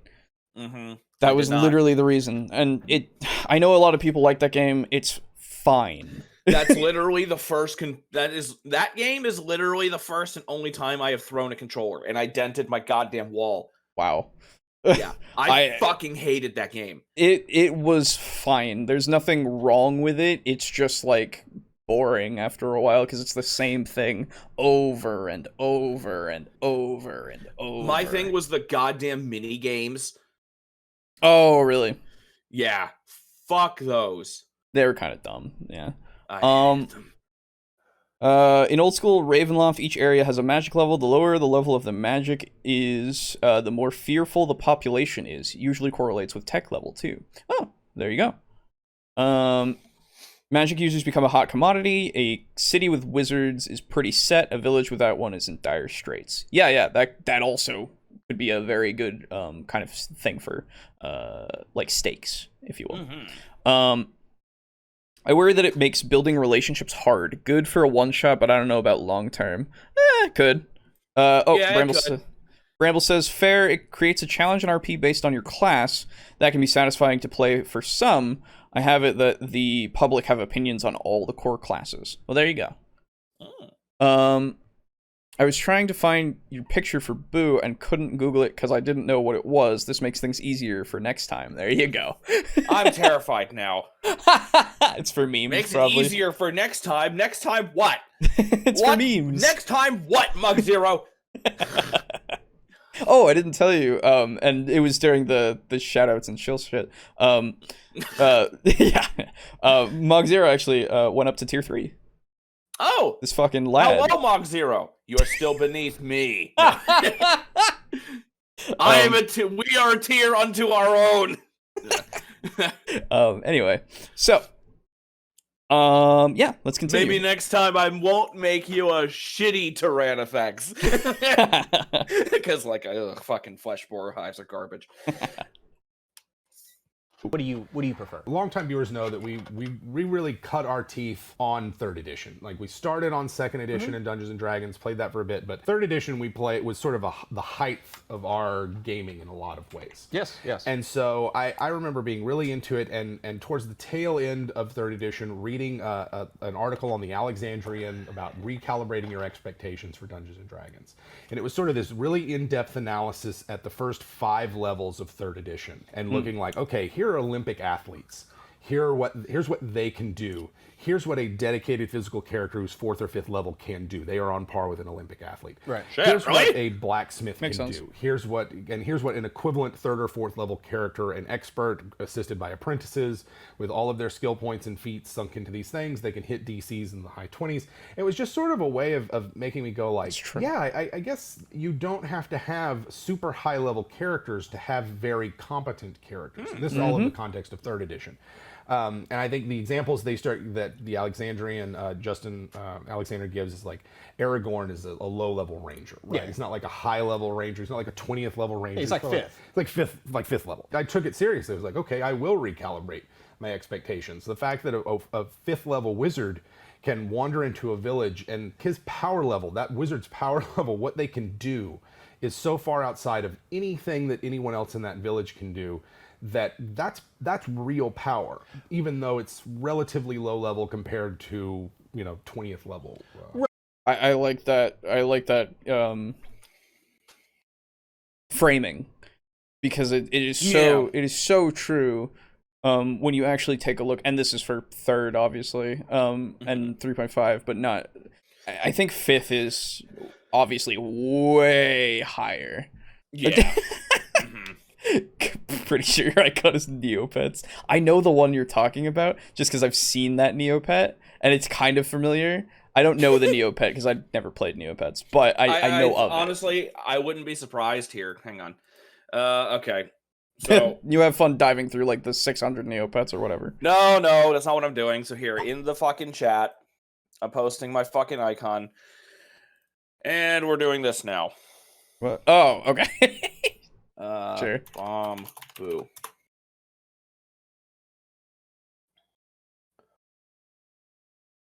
Oh, that's a cool. Oh, they changed them in the second one. That's neat. Oh, did they? Yeah. Cool. And there you go. There's a Bomb Boo. Oh. Yeah. So same thing. Although apparently that one's got yellow teeth. I didn't know that. Yeah. Well, there Mine's you go. got white teeth because I fucking brush my teeth. But but yeah, in I think it might be Galaxy 2 or whatever, or maybe who knows? Maybe it's fucking what's it called? Odyssey.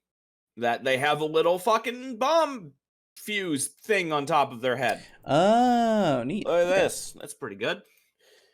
I actually like that design a lot. See? Ooh, oh, I do. I like that yellow stripe too. Yeah, I don't know what the yellow stripe is, but yeah, I like the little. I think it's just like just a stripe.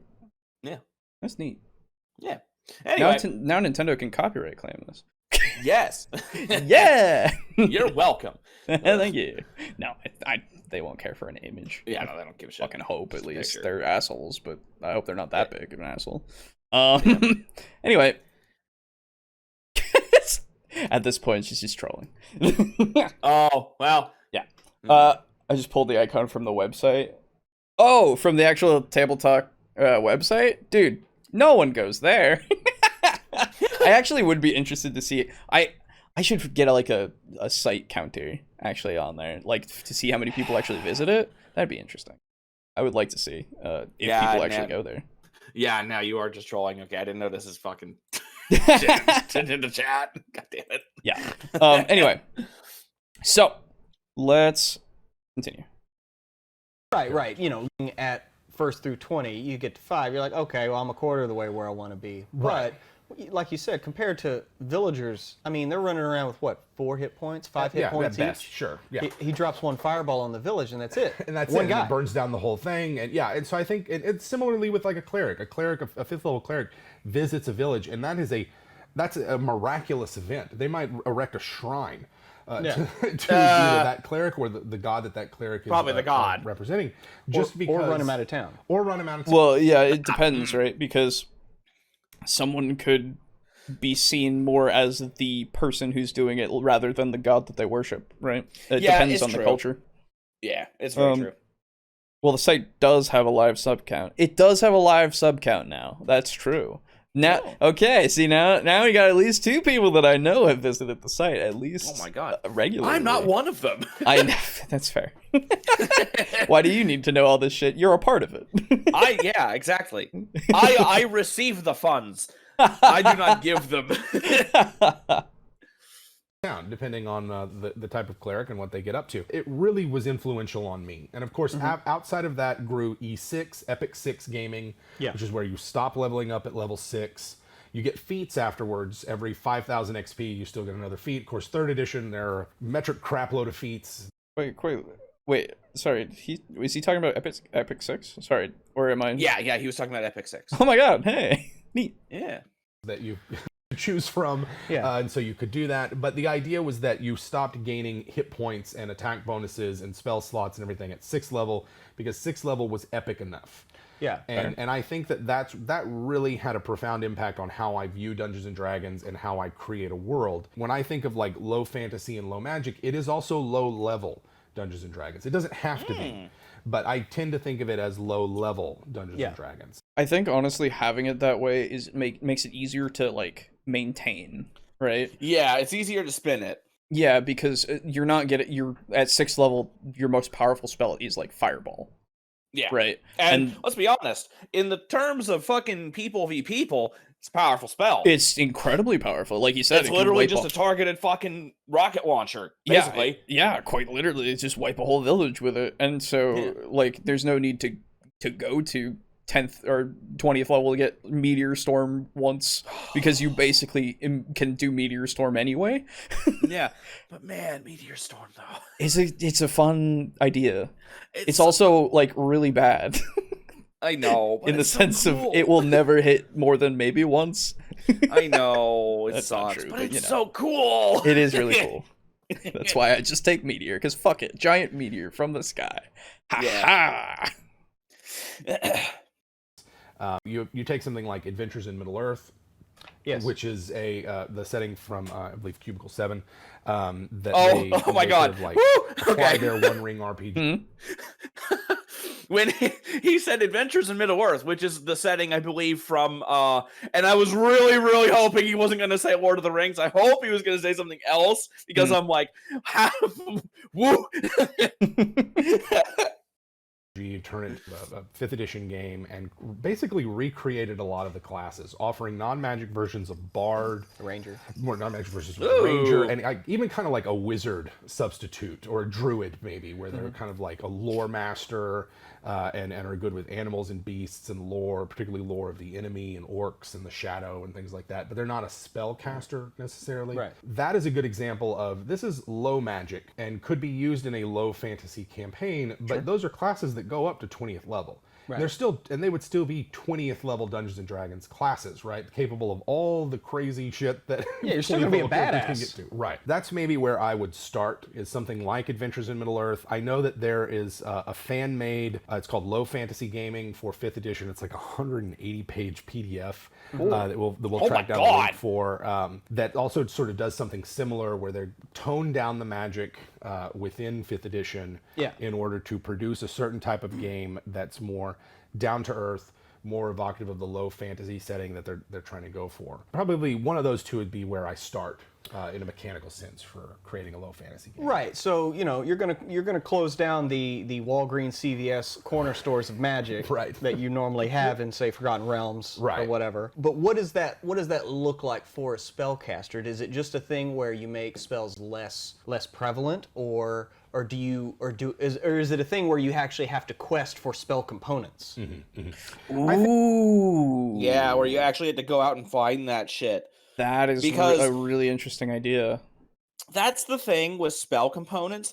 It's another thing that I think that is something that they should do. I mean, I was going to say, I think that's something that they should do for like 6th edition, where they put at least slightly more emphasis on using spell components and stuff. But obviously, that's as simple as just being hand waved by the DM and say, hey, we're not going to do that. Yeah, exactly.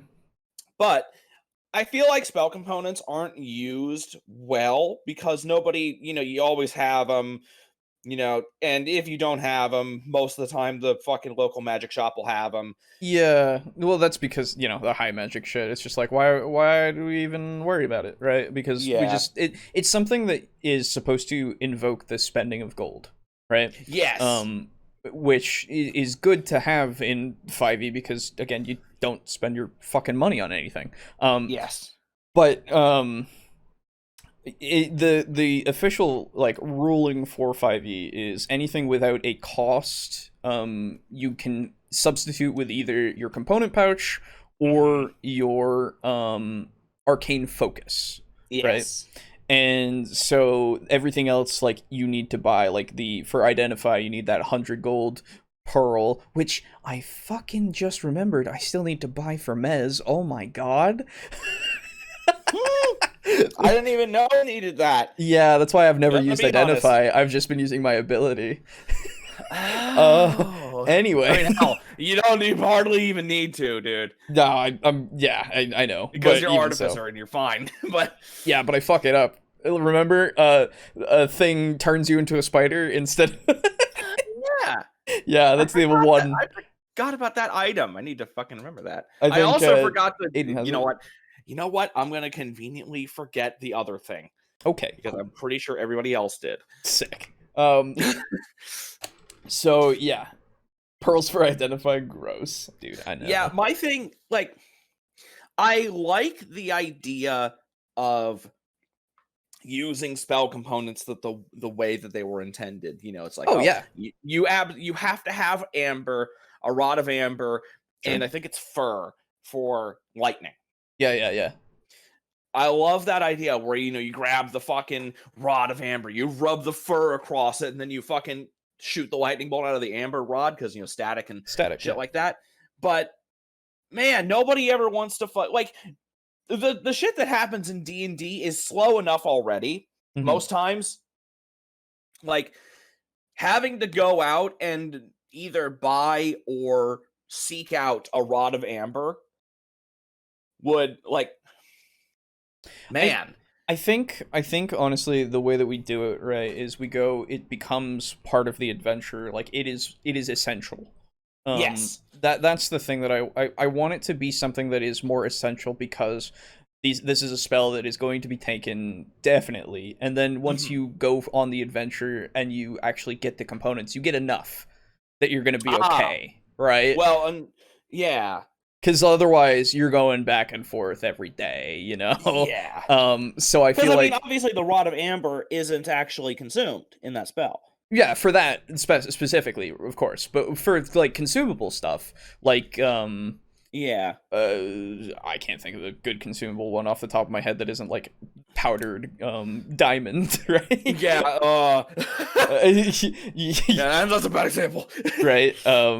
Yeah, okay. So Bramble even says incorporate the acquisition of components into the adventure. Yeah, so it becomes like, hey, this is part of the renown. Like, you need Phoenix ashes, right? You have Jesus. to go you have to go fight a Phoenix, right? And you have to Phoenixes are good guys. dude, you need to get Phoenix ashes, okay? Like, That's true. fuck it. You know what I mean, though. It's just like I know. you go through and you make it a big grand thing that also like gets them a level or something, right? Makes it doubly worth it. And that way it becomes like both a very memorable point that has way more worth than you thought. Yeah. Or it's just something that mechanically is something that's beneficial, that even if they don't care about like the story itself. Yeah. And you know what I think my and don't worry, no, I think my biggest problem with that is my writing style. Gotcha. Because I know that you and Brogan and I think to some extent Aiden, I've never actually played with Aiden or under Aiden. I believe all three of you guys excel most in the sandbox type stuff.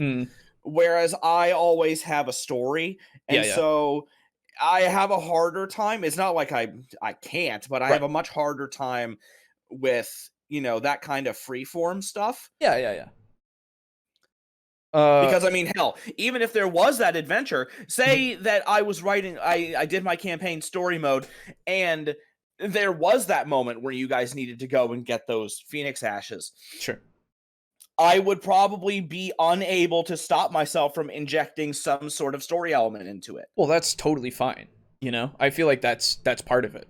Okay. Yeah, absolutely. I feel like that can be a very big part of it, because it literally has, like, for something like that, it can make it, like I said, make it more actually like eventful. Because like, I saw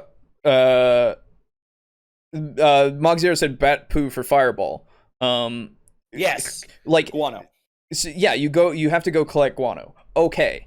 I know that's not costly, right? So it's not something that you need to technically get, but maybe make it so you go to a cave and the cave itself has some kind of link to the overall thing. You just make it so that whatever they need to do to like cast that spell, whatever component they need, is not directly but very much indirectly tied to the overall thing, so they get some information from it as well. Okay. That could be another reward instead of a level or something, right? Instead of it being a big fight or any kind of thing like that. You make it interesting and not just I go and scoop guano. Well, right. D&D 5. Well, D&D 5e. But we need combat. Yeah, everything needs to be combat. We need combat. My combat. Where's my begin in my veins? Where's my combat? So Mogzir said, I think in Epic 6, level 4 spells you can take for a feat. You can take a feat for one spell slot, but they were mainly crazy rituals instead, which is cool. Oh, okay.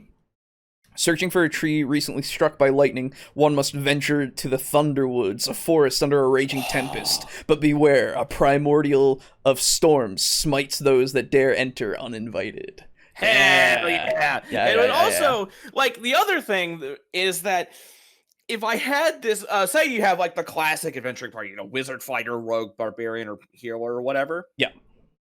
I would also feel kind of bad, because it's like, hey, guys, we're going on an entire adventure for the wizard just to get one fucking thing. And it'd be like, can I have an adventure for my sword? I mean, yes. Yeah. But the wizard is going to get an adventure for, like, every other ancillary thing. Like, well, so this is, obviously you don't do it that much, right? Yeah. It needs to be, I would say, it would need to be something that you balance out more of, like, yeah. They need it now for the spell that they, like, this really big spell that they really want to get. Yeah, that's true. It needs for you, like, bigger spells. Yeah. For the other things, it's way easier to get.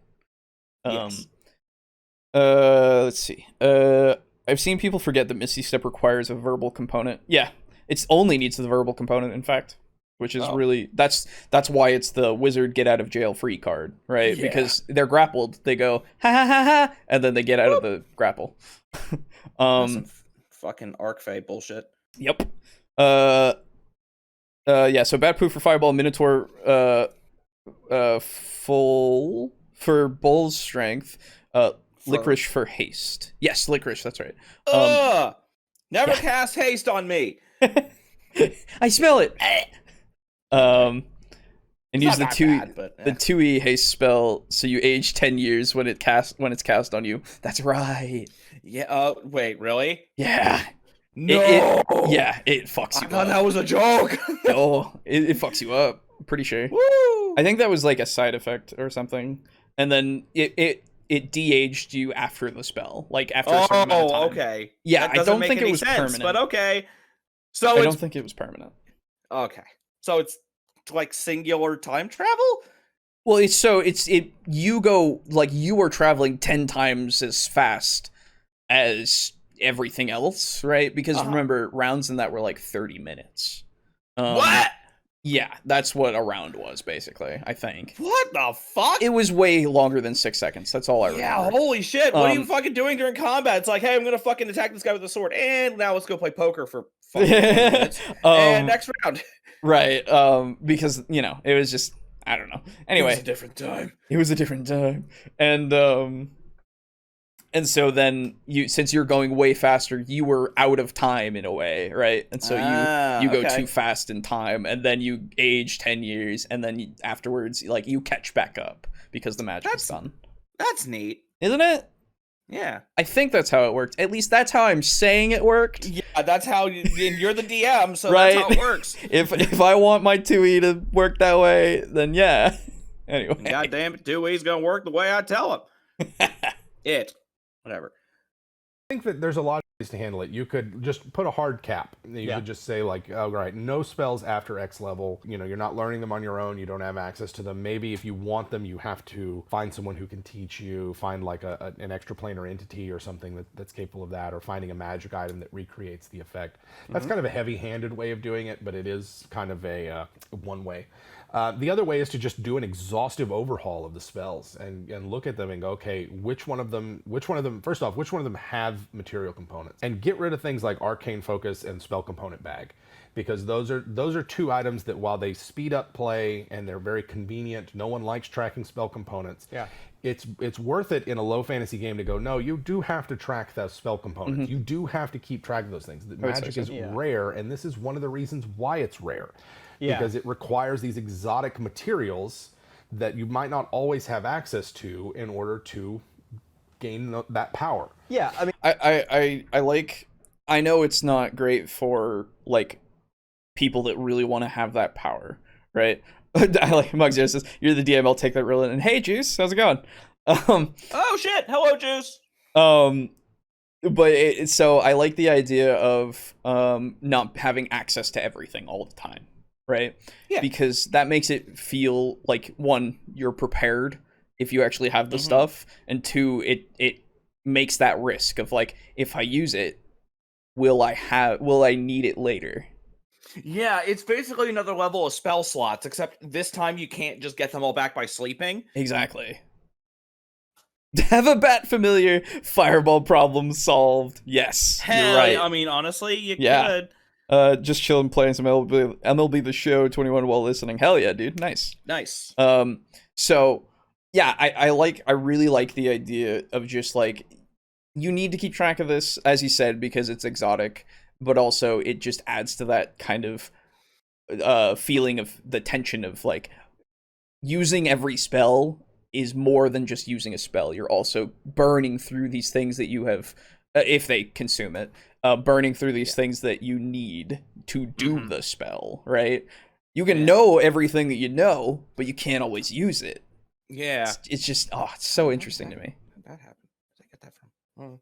I mean, I've always thought of the spell component pouch or arcane focus. It's like a cheat code that they made like a normal feature of the game. Right. Like, you know what? Let's just do that so we don't have to worry about all of this gathering. Right. Yeah.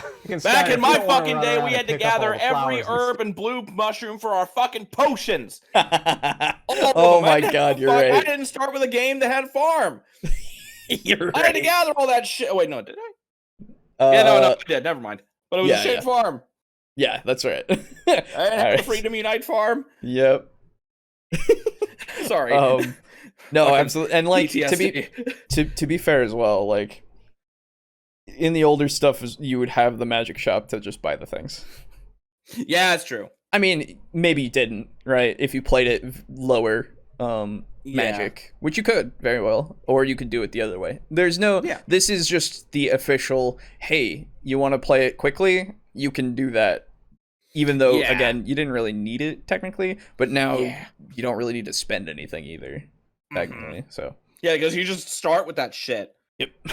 You know what I would like, actually? I would like it if, one, you don't start with that shit.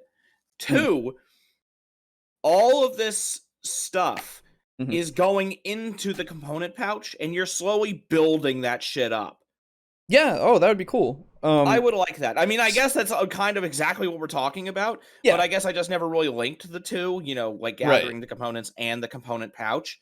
Yeah, so the first fix, of course, is just you have to buy your starting equipment, right? Yeah. And then this for the second one, yeah, you get that standard like assortment of this is everything you'll need for your first level wizard, right? Yeah. He'll have everything he needs in his little pouch, but he might run out of it, so you gotta go buy, you know, little bits and put them in there.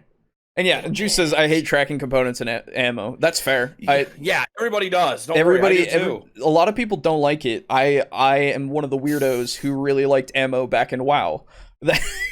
That was something that I really liked. I don't know why. You could make it and stuff, and you made different like types of shots and shit, right? It added that whole crafting feel that I liked, and something that I think is really fun to do. But again, that is just me, and I understand a lot of people. Like I ask every time I'm in a 5e game or any game at this point, I go, "Are we tracking ammo or do you not care?" Right? And most of the time, no one cares. Yeah, nobody cares. Right. I put the standard you make the 5e character, you get your long bow with 20 arrows, and I put that in my inventory, but it never changes. Yeah, right? Right? Because it's just like, you have enough. And then here's the other thing. Here's the problem. The thing that sucks is that if you track ammo, sometimes you're the asshole, because it's like, oh man, we got in this fight. Guys, I'm all out of ammo. What are you talking about? I've been tracking my ammo. Who the hell tracks ammo? Well, see, this is why you have both a melee and a ranged weapon.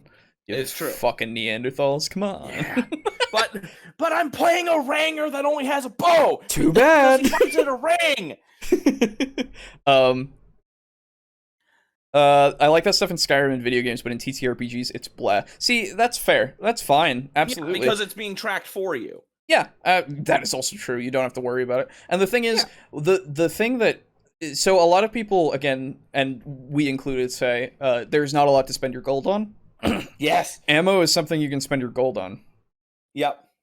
If we track ammo, we kind of have a little bit more mitigation of the funds. Yeah. That it's just one of those things that people don't do, and they're like, I can't spend my money. What do you mean Monopoly only takes like an hour if you don't put money under fucking the free parking? I played a game of Monopoly where there was no way to get money back, and it was fucking like 45 minutes. It was a fucking stomachable, finishable game of Monopoly. I love it. I won't force my player into it, but if they wish to indulge me, I'll indulge them. Yeah, exactly. Hell yeah. Like having enjoyed having a DPS cost to a class like tanks. I did.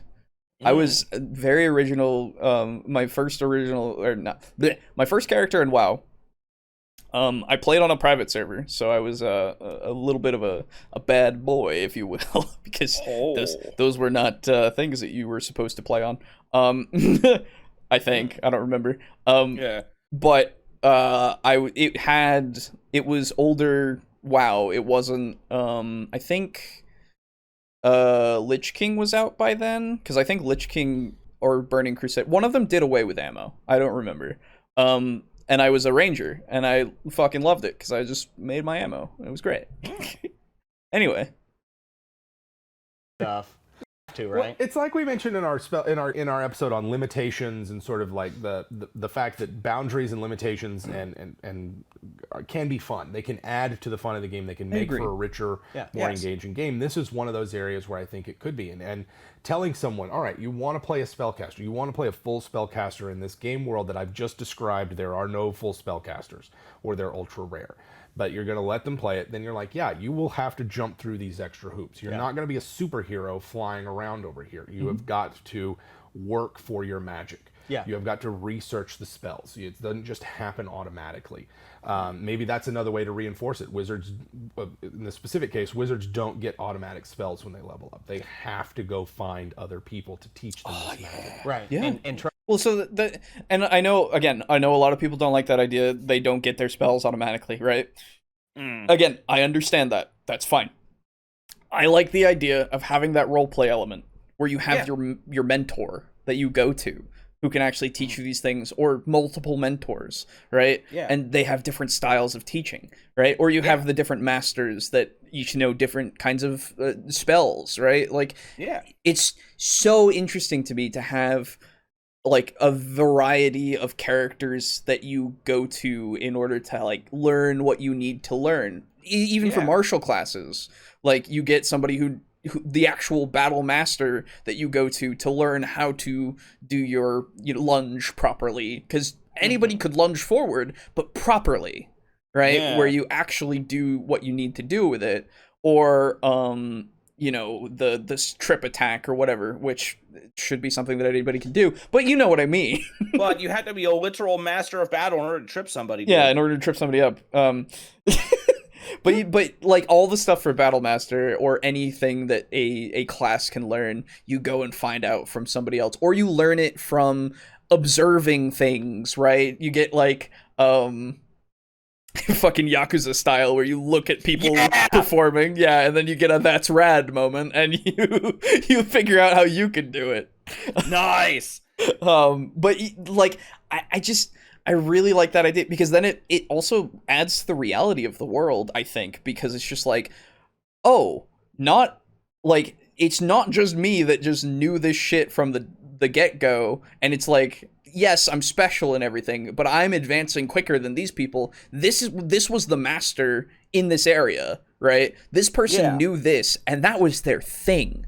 But he told me about an even better person who lived far to the north, that maybe once I get more experienced in my travels, that I could go and learn from him. Master Roshi? Kami?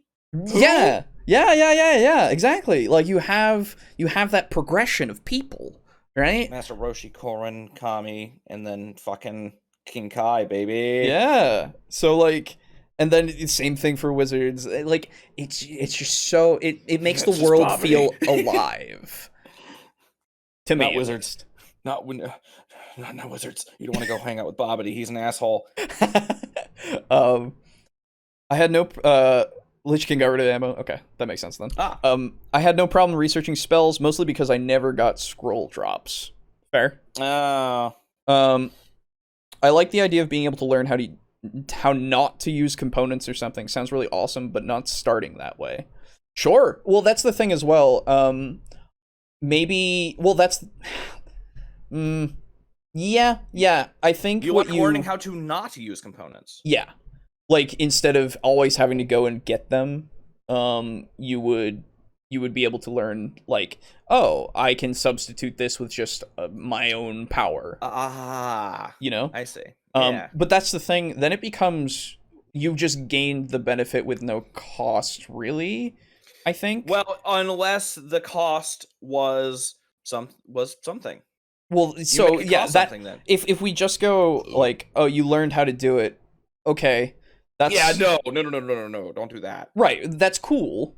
I like that idea, but maybe like that's the thing with like maybe you get to like 18th level, sure. I'm fine with it at very high level, right? Yeah. But it's not something that we can just do very easily. It has to be like its own quest, I would say, for like it's class. like, oh man, we need to be able to fight off this undead horde, but I can only cast Fireball like a few times a day. Mm-hmm. Dude, I heard a legend that if you go fuck up a fire genie, he'll grant you a wish pertaining to fire.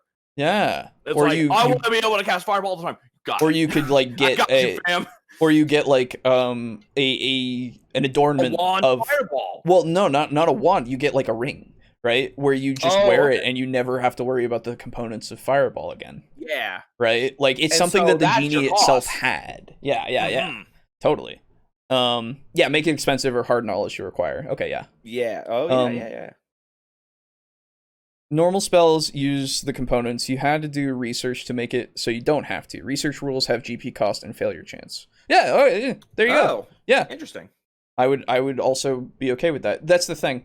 It has to take time. It has to take some sort of cost of some resource. Since we don't use XP anymore, like 3.5 did. You know, like either gold or something, right? Mm-hmm. Boons like this can make downtime essential as characters use it to research those things and train. Yes. That's the thing. With downtime, you don't see it much because what is there? Downtime. Yeah, that's the other thing. There's not much to do. Right. At least not in 5e. Well, I have shit to do because I fucking made it so that I have an entire town that can fuck around in. Yeah, exactly. And like in 5e, you can easily go, okay, so while we've entered this town, if we're gonna stay here for a while, you're gonna figure out and find people to train with, and then you learn the things that you need to learn in order to like you level up and you learn the things you need to learn to get that whatever your new abilities are, basically. Or you find a good place to actually do your research, you know, and actually learn your new spells as a wizard, or you pray real good. Yep, you be the goodest boy. Yes. Smoking that dank holy kush. Mm-hmm. Trying to find those adventure of themselves. Right, and that kind of gives an extra incentive to say maybe play a sorcerer who gains that innately, and maybe the sorcerer only picks things with without material components, or subtle spell becomes an important part of that sorcerer's character, and then now you have a context for that, right? That subtle spell using sorcerer's caster. Well, subtle spell only, I only say this because I've been playing one recently. Subtle spell is only for verbal and somatic. Yep. Right, so you still have to have the material components. You still have to have those objects and items of magical significance. So I think that's sort of one way, and particularly when dealing with spellcasters, that you can kind of limit things. I mean, or it becomes a thing where it's like, oh, you found this spell, and it's an amazing spell, right? And you look down, and the component's like, oh, you need the ground up horn of a gorgon. Right. Now you got to go find a gorgon. Good luck with that. Right. Good luck with that. Holy shit. Make that part of it. Like, oh yeah, Hey. I have this spell. Can you cast it yet? Nope. What do we got to do? See that thing over there? See, that's what I was talking about. Hey! So I think that there are a number of other elements to low fantasy games that sort of serve as a touchstone, and you can kind of use them and adjust these elements to create the kind of low fantasy game you'd want. The other thing, of course, that you can do for things that you actually need to you need to roll a 13 to get that. The other thing that obviously if you want to do it that way of like make it a whole thing, you just go, hey, you'll get this and you'll have enough forever. You don't expend it anymore. Right? Yeah. You know, that way you don't have to worry about them going to find a gorgon every day. Well, either that or you just change it to the point where instead of saying you just have it forever, just change it to where it's just not consumed by the spell. That's what I mean. Yeah. Okay, Make it not consumed. Yeah. Number one is how many spellcasters are there? In the typical sort of Dungeons and Dragons world, every big city has a collection of spellcasters. Maybe even a small village has one or two, or there's someone in the region who has it. But this might be a case of like, the monarch has a spellcaster that they employ.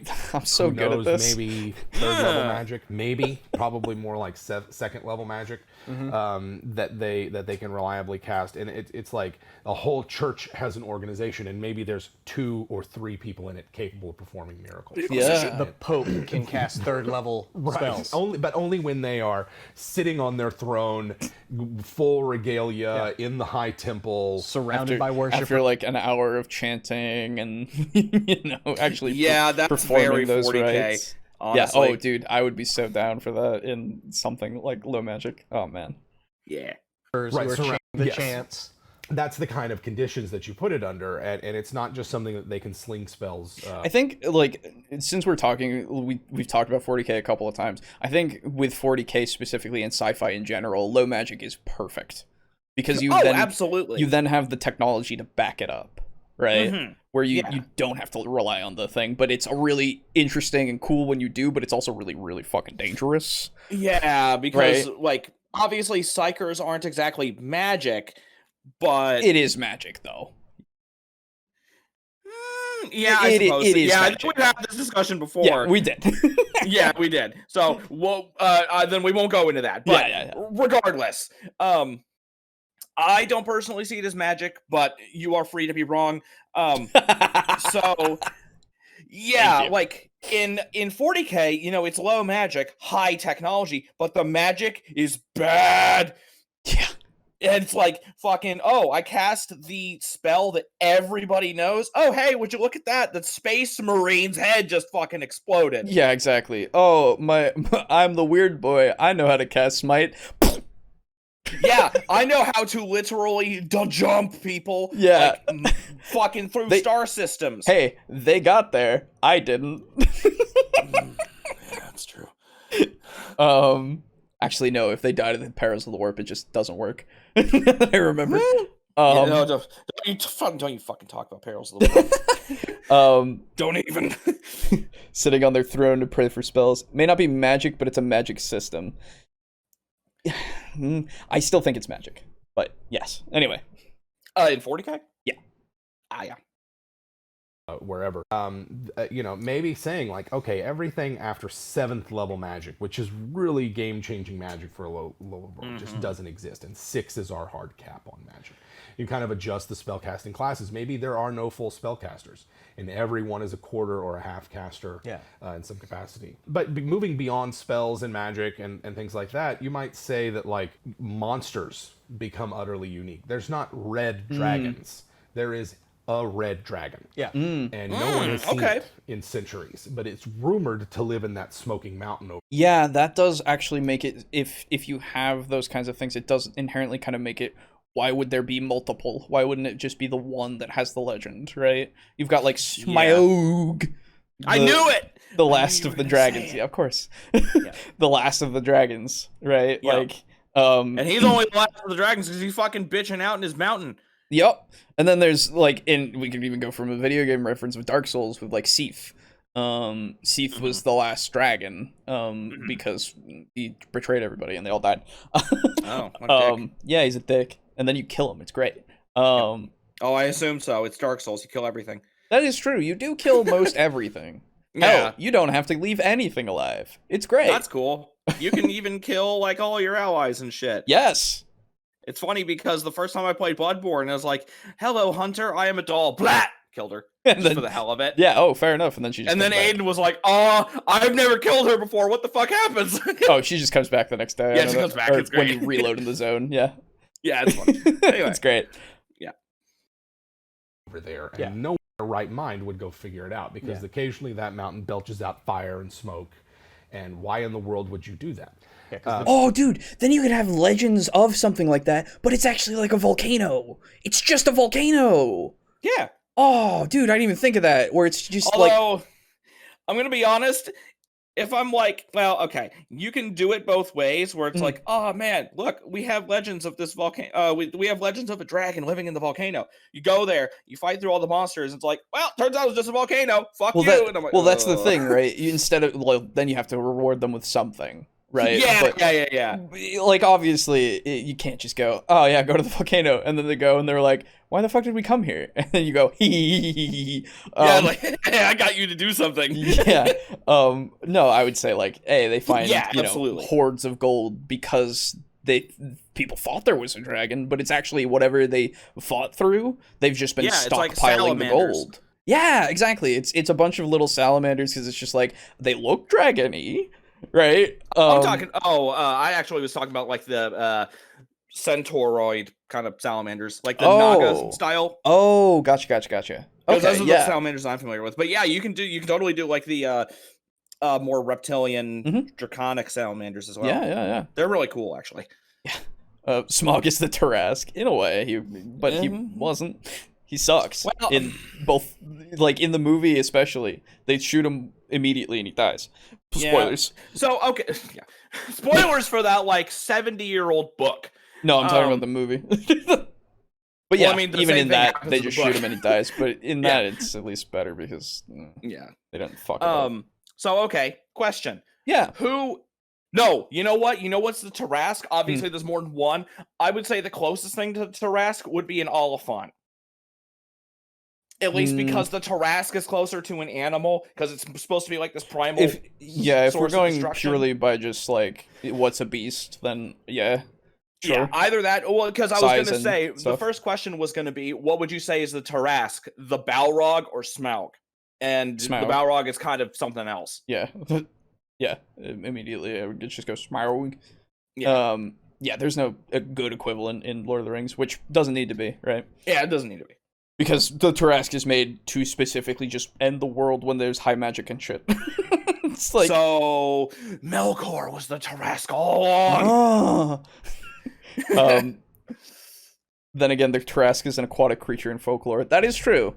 Yeah. Yes, it is. Yeah, the Tarask is nothing like what they... Well, it's kind of like what they made it into D&D, but not at the same time. Yeah. Dragons having a night. Right, there is a green dragon somewhere in these woods. Making the monsters unique, number one, that's a great gift to the dungeon master. There's something about making monsters unique and saying this is the only one, like this is the only chimera, this is the only manticore, this is the only purple worm. And just going through the I like the idea of the only purple these are the worm. monsters that are utterly unique. Now you've given That's the thing, like it's gigantic, right? Yeah, it's whatever it was from Dune, those things. Yeah. Shayum Valor, something. I have no idea. I've never seen Dune. I haven't either, but I know what you're talking about. Yeah, it's that big fucking sandworm that people ride, and they have like an entire fucking thing all about it. It's like, Yeah, it's that. Absolutely. Hey, Steely. Hello, Late, but Steely. still flipping the tables like an OG flipper. Hell yeah. Yeah. The dungeon master opportunity to create these sort of rich, elaborate backstories to their monsters. They can feed that information into the world, and the characters can then kind of come to understand and come to read legends, hear stories, find weaknesses in that this shit. one particular type of monster. So it's Witcher. And when they fight it, it's a more memorable encounter because they know this is the only time that they will encounter this thing. And that also does raise, that might raise a unique dilemma for some PCs. Who are like, well, should we kill this monster that is utterly unique in the world? Yeah. And what did it really do? Right. Like, if it is just the only red dragon, but hasn't attacked anybody, but rumor is that it, laid waste to the kingdom 1,000 years ago. Right. What gives you the right?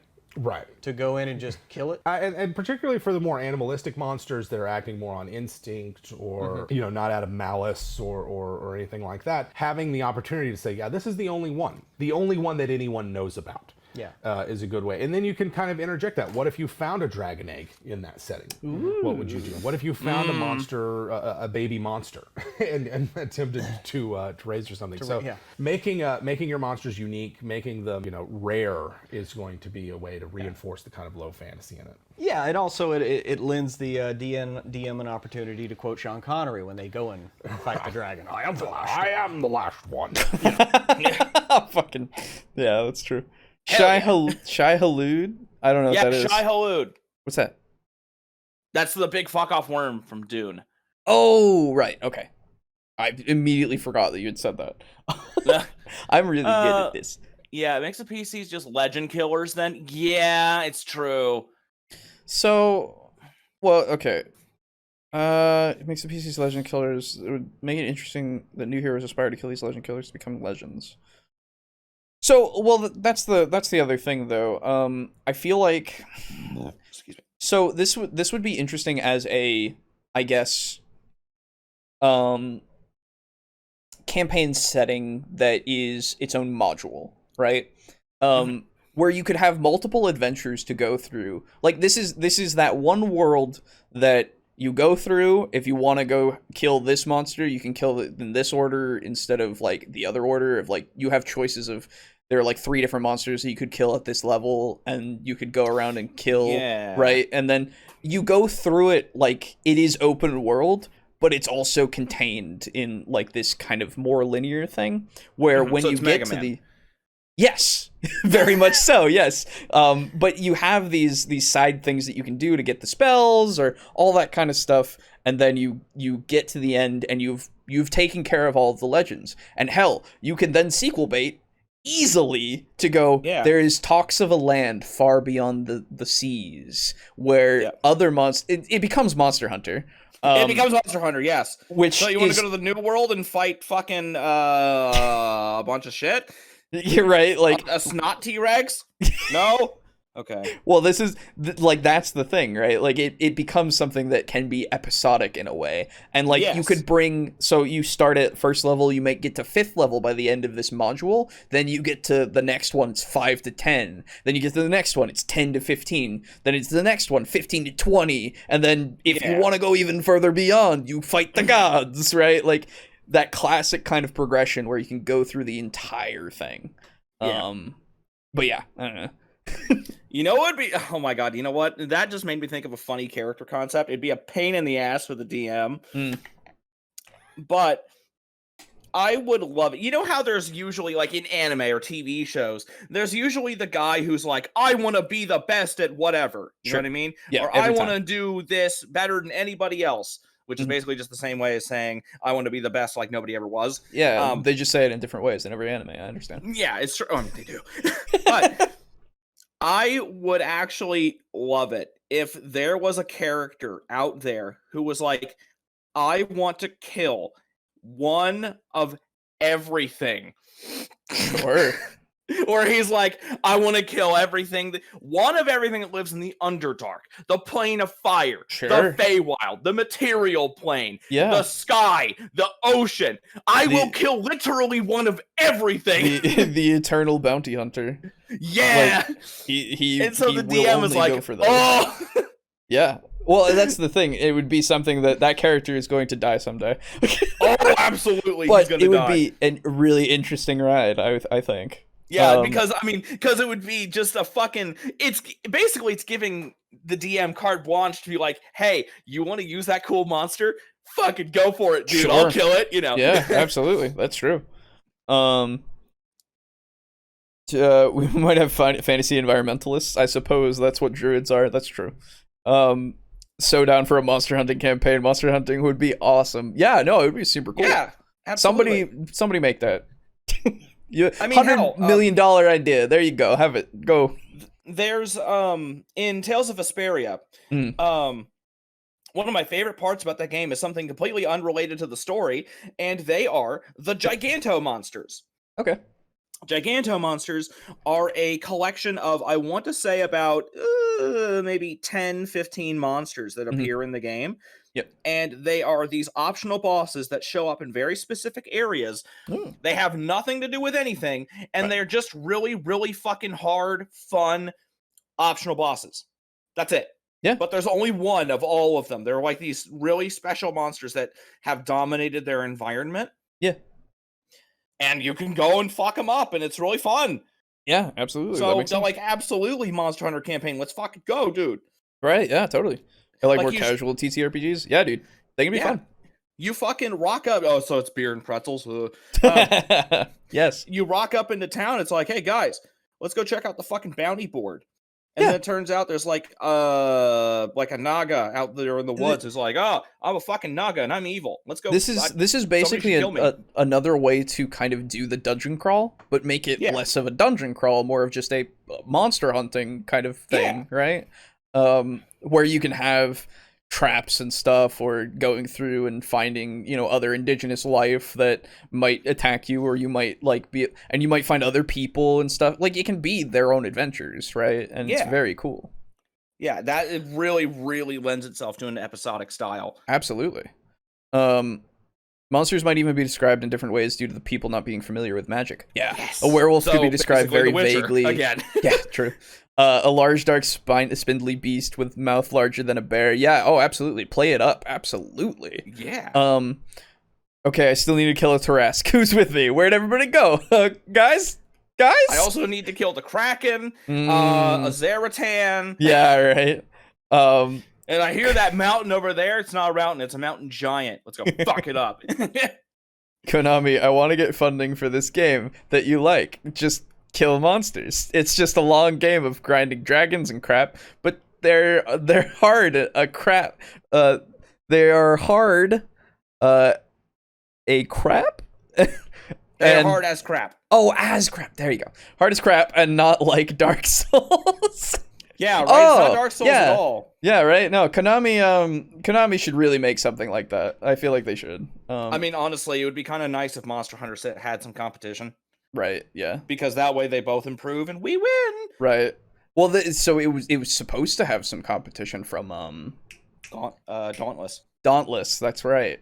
But I played that game. Game store. Nobody gave a shit about it. I had the beta. I played that. I killed like 2 monsters, and then I was like, "Cool."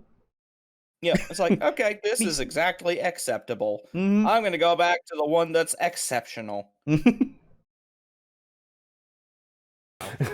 Maybe his last attack was because a party of adventurers came 1,000 years ago to try to kill him, and he's like, "Well, I'm going to go lay waste to your village now." Right. And he just wants to hang out. And not just dragons. I mean, they were talking about like the extraplanar creatures. Maybe it is incredibly difficult to bring in extraplanar creatures into this world. So that cuts. What does that cut out? That cuts out everything. It usually that is. Wild and the Shadowfell and the outer planes and the inner planes. That's outsiders and elementals and fae and celestials and fiends and like whole host. Of monsters that become either non-existent in the world, merely legend, right, or are the children of the forest. Right, the children of the forest. Or you just say, I'm not going to use these monsters. And the same goes for like aberrations, lithids and beholders and things like that. It's like, those are fairly high fantasy concepts and ideas. Yeah.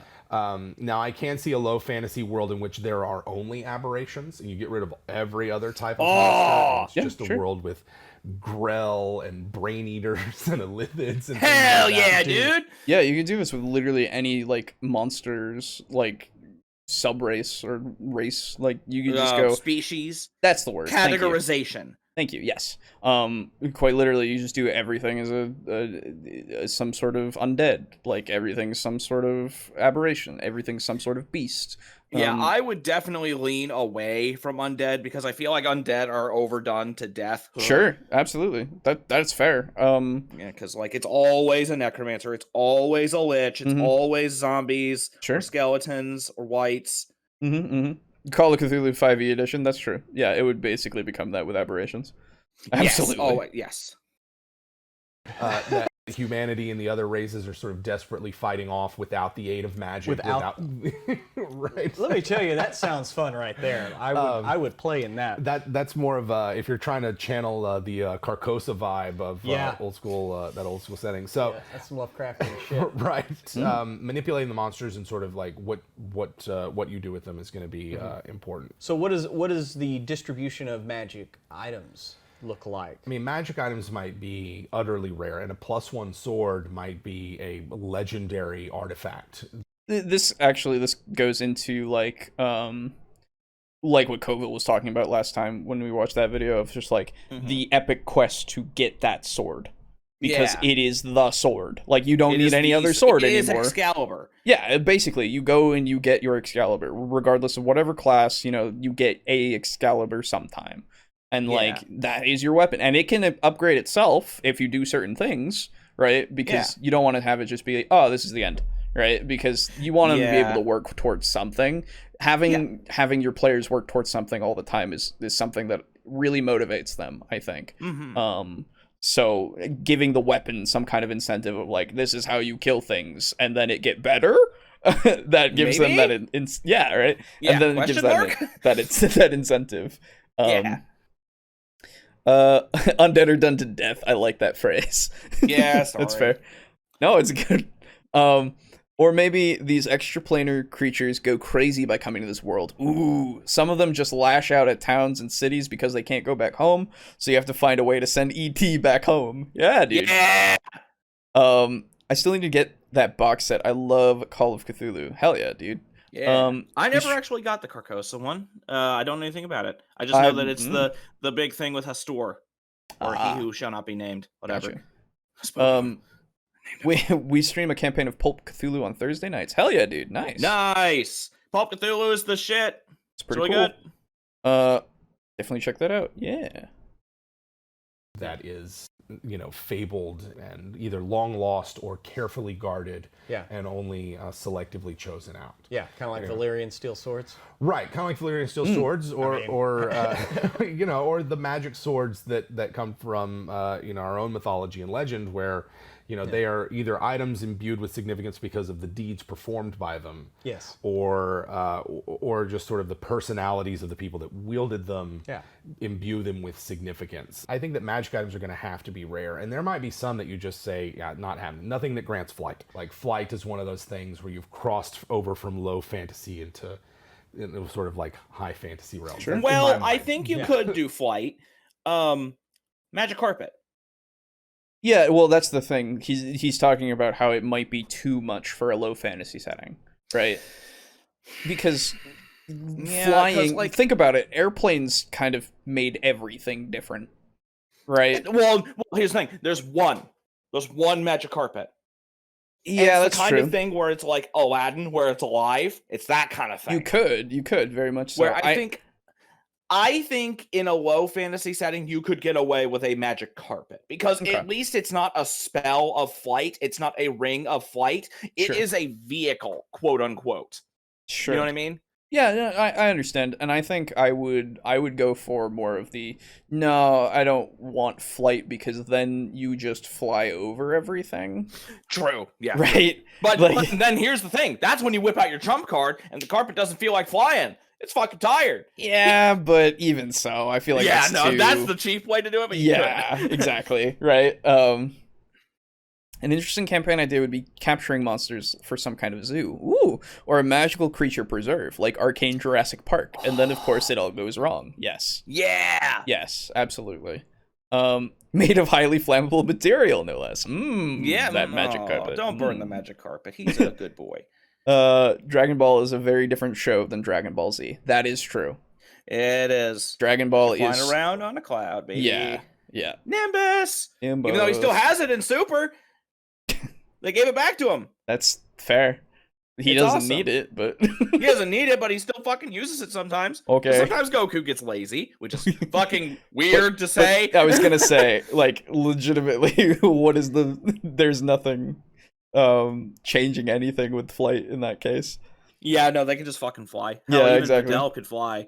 So it's just like, oh, that's clearly just fan service. Okay, cool.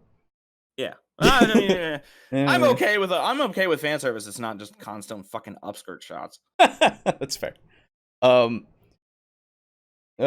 like many necromancers. John Hammond's power is derived from an ancient staff. Yeah. Uh-huh. Yeah. Yeah. Well, it with regards to altitude. Certainly. But like you were saying, like the deeds imbued, like what I mean, because the thing is like in our own mythology, like Excalibur, right? Yeah. Well, I mean, that could have just been a +1 sword. Hell, it could have been just a magic sword. Doesn't have a bonus. Doesn't have any effect. It is a magic sword. It affects things. If I remember correctly, it's the scabbard of Excalibur that's the real badass one. Where it's like you don't bleed, you can't die as long as you're wearing it. That kind of thing. Scabbard wound closure. Right. It's been a Maybe while you just since I say, read there are King no Arthur. artifacts or legendary items, and we're going to cap it at very rare. And like, not only are we capping it at very rare, but all of the ones that are very rare are unique. This is the only one in existence. You're not going to find multiples of this particular magic item, and it's only the stuff that when you get down to common, you might treat those common as if they're rare. Maybe just kind of bump everything up in category. You can't go into a town and buy potions of healing. Right. You can't go into a town and purchase or acquire scrolls to gain more magic items. Those are rare items that only a handful of individuals in the world can create. Yeah. And so a healing potion. You know what I would like? Sorry, this is slightly ancillary, but but the way he just went into scrolls, I would love it. And this is more like actually, you could do this with a low fantasy setting as well. Okay. So if you can't make scrolls, or you can't buy scrolls, you have to make them. And really only wizards can make them. They transcribe the spells that they have, that they chose over the course of their life and adventures onto scrolls. And as long as they are not like actively casting magic or doing anything, during their downtime, during the time when they're chill and they're not adventuring, they are compiling a a collection of scrolls. There we go. Yeah. And once every like 5 years, maybe 2 years, maybe 1 year, there's a big fuck off wizard gathering. Okay. And they're like, hey, you want to trade your fireball scroll for my lightning scroll? Hell yeah, I do. So you have like a fucking wizard convention. I mean, that's a way that everybody starts learning their spells. That's fair. That would be really funny. And I mean, obviously, it's like, oh, well, you have to be of a certain power level to even be invited. You know, that kind of bullshit. Totally. But I would actually really, really like it if there was like an anime convention for wizards, which is basically just any anime convention. Let's be honest. Especially if you cosplay, you're a wizard. That's true. It is magical. Yeah.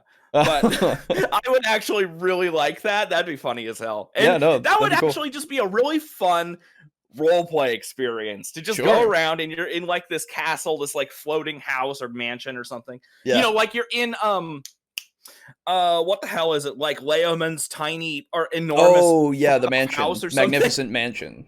That's it. Like they summon like 1 or 2 of those and they're linked together. Sure. And they've got like hundreds of rooms for all the wizards. It's like, oh man, this is super cool. We can trade potions and poisons and scrolls. That'd be really cool. That'd be really cool. Yeah, I like that idea. WizCon, yes. Yeah. Then you get the guy who showcases their new spells and tries to make a profit. That's true. And then you have like assholes who are like, hey, would you like to buy this lightning scroll? Turns out it's like fucking sparks or some shit. Right, yeah. That son of a bitch. I don't know what they've said already, but I think a cool low magic idea would be where spells require intense preparation and long rituals with reagents and a focus, perhaps prepared days in advance. That would be cool too. I like that idea. Yeah, I know that there was Thieves World. That's it. Mm-hmm. There is a I don't remember how old it is, but there is a RPG called Thieves World where magic is like that, where all the magic spells, they are much more ritualistic and they have way lesser effects. However, the way you do it is you inscribe an enormous fuck off magic circle, and then you have items, you burn incense and chant and shit for like 10 minutes, and then you might summon a rain cloud. Nice. Shit like that. Potentially. So, yeah, like it could go wrong. It could do bad shit. That's cool. I like that. And so in that setting, you have magic and it can be powerful. Like if you have like a coven of witches who are like chanting over their fucking bubbling pot, and the pot, you know, like you can do it and it's really cool. Yeah. Days long spell ritual would be very powerful within the setting. Yeah. Yes.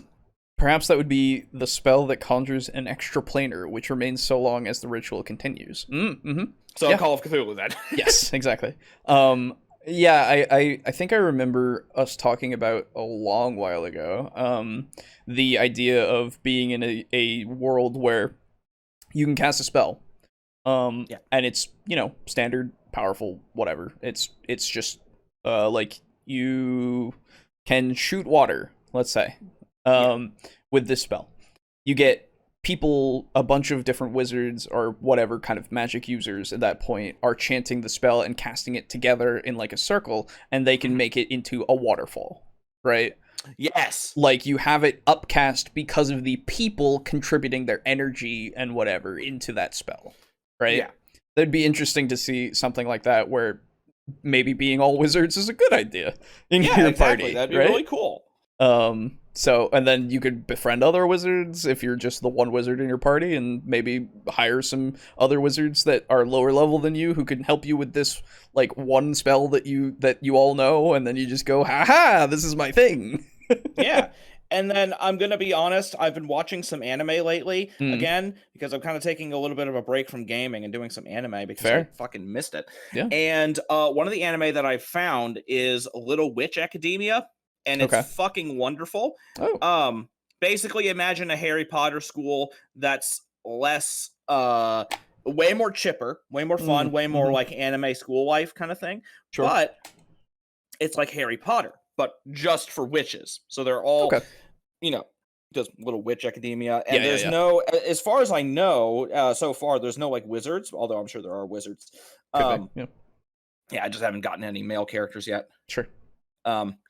And I was just thinking, it's like, man, this would be such a fun kind of campaign idea where you have everybody be a spellcaster and you're going through magic school, and like that's like season 1. So Okay. like everybody's in magic school, you're making skill tests and just building up relationships with the people there. Like maybe you have visiting wizards and shit that come by and it's like, oh man, you are studying alteration. I mean, not alteration. Fucking that's Elder Scrolls. Conjuration, evocation, you're studying this school of magic. Well, I happen to be an authority. Here, take this pamphlet. This kind of bullshit. Sure. And then after the school life, you do like a 10-year time skip. And then that's when you get to start doing like your wizardly stuff. You're graduating. Mm-hmm. I think that'd be really cool. I just think it'd be fun. It'd be interesting, yeah. Because I'm a sucker for anime. Can't help it. Sure. No, it's an interesting idea. Yeah. Precious treasure source that you hang on to. Yeah, you truly want to save that for a life or death situation. A life or death situation. As opposed to, well, this is our second combat. We might have one more. I'll go ahead and chug this healing potion. That healing potion. Like, no. You want to retreat, rest, right. Come back later. Save that healing potion. That's true. In something like a low magic system, it definitely changes the tactics as well. Oh, absolutely. Which is something that 5e, you don't need to worry about backing up. Like unless obviously you're playing in a game that's more either realistic or just harder in general, where it's encouraged for you to retreat. But in something like this, retreating is one of those options that is something that is like inherent to the system, I would say. Yeah. There is a I've been talking about jackals a little bit lately. And there is, I know that you, when I was describing the whole jackal and the attack system and all that for enemies, you were saying it's like, oh man, it's got a morale system built in. Built into the attack, Yeah, and that was actually only for the jackal. The jackal is the only, because it's cowardly. Yes. There is a full morale system for all enemies other than like undead and stuff. Cool. Yeah, so that makes sense. Yeah, just having a morale system in there and be like, oh man. Well, the thing is, you have to have it, and then you actually have to use it. Because just having it doesn't mean that, you're going to implement it. And if you want to go for that kind of a feel, you have to implement it. Yeah, that's definitely true. Because I can imagine it being just there and people not caring to use it because it's the same thing with counting ammo. Yes, you can. Yes, and you most times you probably should in certain fights, like and especially if you have like special ammos, like exploding arrows or acid arrows. Yes. You absolutely should. But if you don't, then you just don't, and and you're fine. Become a problem. It can be a problem, but like I think with something like that, it's cool to have that because then you have the less likely everything fights until it dies, because like self-preservation is very rarely a thing that is seen in a lot of, or at least in my experience of viewing some things and then like playing through some things. Self-preservation is not something that is thought of in some encounters. Yeah, which is fine. I don't, one way or the other, it's however it is, but it's one of those things that if I do see it, I have more appreciation. Right? Because it's just like, oh, you remembered that people want to live. Yeah, and I mean, hell, even animals will run away if they're like fucking losing a fight. Yes, exactly. Would you combine low magic with realistic combat? In other words, the characters aren't damage sponges. Yeah, probably. Yeah, absolutely.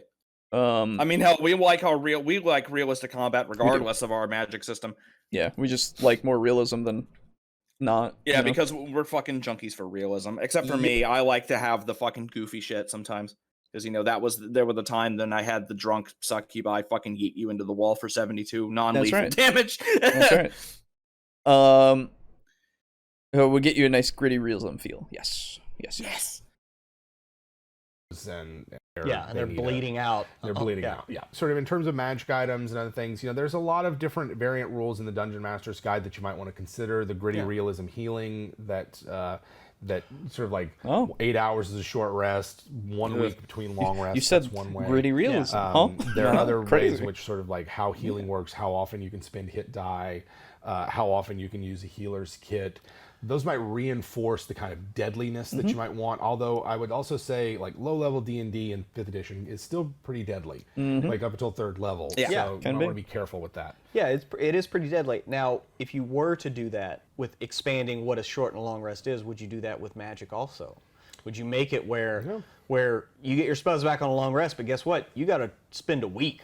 Yeah, relearning there's spells. a week between those long rests. Yeah, I would. Yeah, that's just sort of going to reinforce the rarity of magic, and that means that the player characters, even if they do have magic at their disposal, they're not relying on it as often. Yeah. I in my experience, both as a player and DM in 5th edition, magic often becomes a crutch. Yes. And players then start saying like, well, we have no slots left. Let's we gotta rest. rest. We gotta rest. Yeah. And it's just like, wait a second, your character has 6 stats. And you have your imagination, right? Anything you... Yeah, that is definitely something that high magic does make as a standard. Yeah, cause is a better word. Yeah, it absolutely does. Because, It's we're out of unfortunate. fucking nukes. Yeah, well, it's because like you throw the magic at the problem is gone. Yeah, right. Well, and here's the other thing. But the problem probably never existed because the magic hit it so hard. Yeah, right. It went back in time and fucking blew up its balls. Yep. I think a problem with that is the fact that wizards, without, at least in 5th edition, Sure. stat-wise and mechanically-wise, wizards are pretty fucking useless when they don't have a spell Yes. available. And so when they don't have any spells, well, now you're a party of -1. Yeah, cantrips get you something, and like to be fair, they do scale with levels, right? Yeah. Which makes it so that you're still somewhat viable, but let me tell you, when I'm playing as my my tiefling wild sorcerer Gimbal, and he's out of spells, or he was out of spells because he doesn't use them too often, but when he gets out of spells and he's just got the one cantrip that does damage, and we're in a fight. Yeah, it's not the best. Yeah, it's not great. Quite literally, I switch to doing other things with him, right? Because I'm at least not bound to, I need to do my spell slots. Oh my god, where are my spell slots, right? Not to say that that's a bad thing, but it is kind of unfortunate. I think having... it's a consequence of the way Yes. 5th edition is designed. I would say so, Because it's all yes. combat, and you... Mostly, yeah. Okay. You know what I just realized? Mm. You know how nobody tracks ammo? Yeah. But everybody tracks spell slots. Yep, That's true. basically ammo.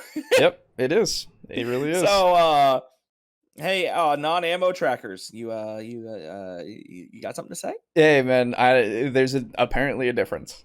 Yeah, right. And I'm like, okay. Yeah. This is the other thing, like with that kind of things, it's just like, oh, it's not as easy as just I go into town and buy 120 arrows. Yeah, right. And like, to be fair, at that point, it's like, can you hold all those arrows if you want to go for the realism, right? Yeah. But at that point, it's like, I just buy enough. I'm all right.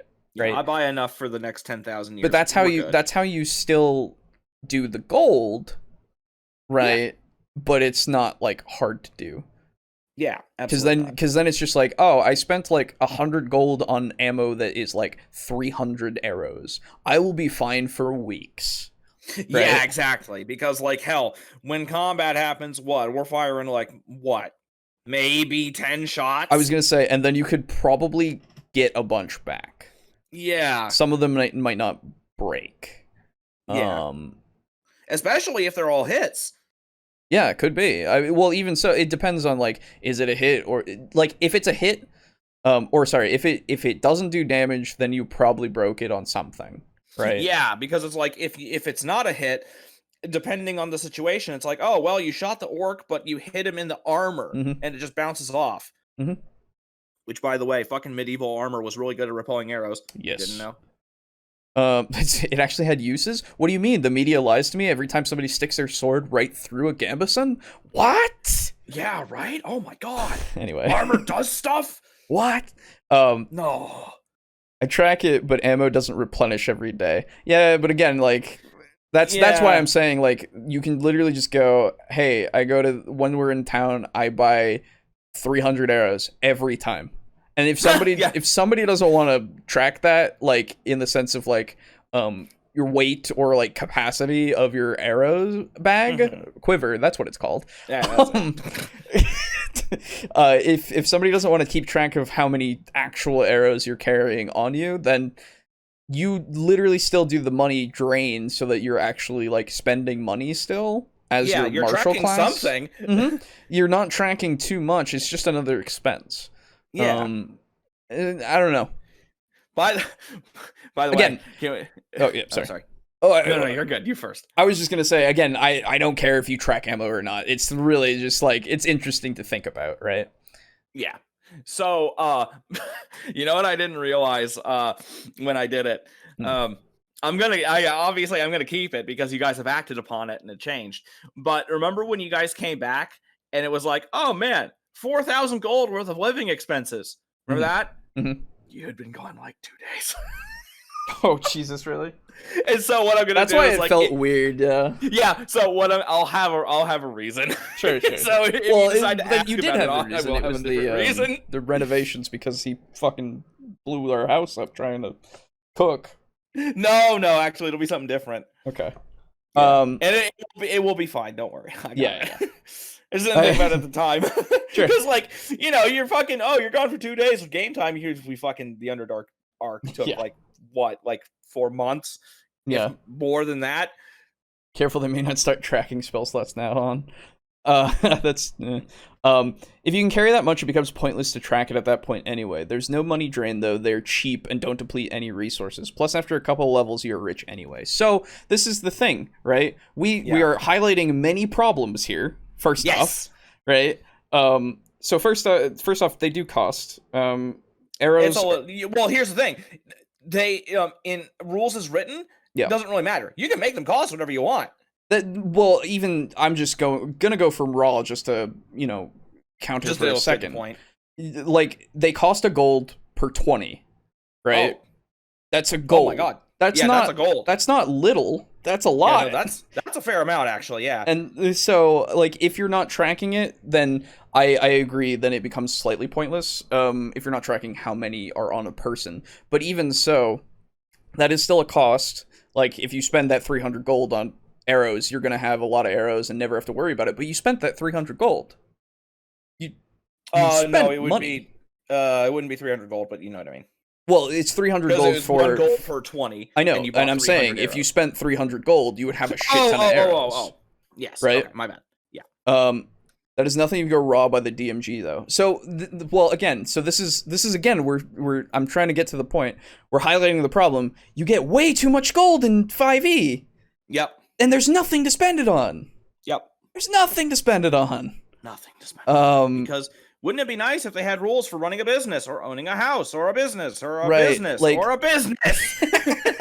So, like, I agree. Yes, it becomes very pointless, but that's because of the design, and it sucks. Unfortunately, yeah, that's the way it is. So again, if you don't want to track it, that's fine, but you got to find another way to spend that gold.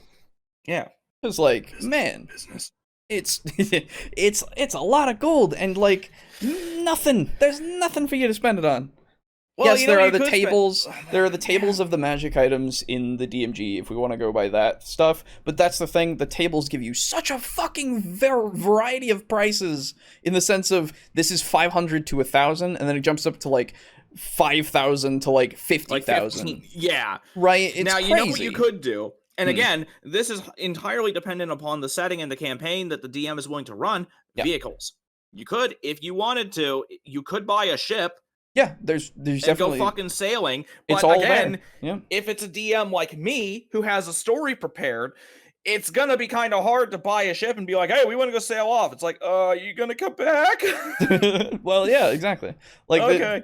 there's a lot, there's a lot of issues with money in 5e.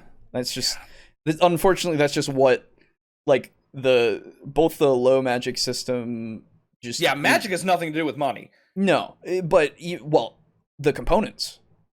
Oh, right. Right. Well, then that's if we're why you talking just about become components, a transmutation sorcerer. Yeah, whatever. We highlight more issues when we delve deeper.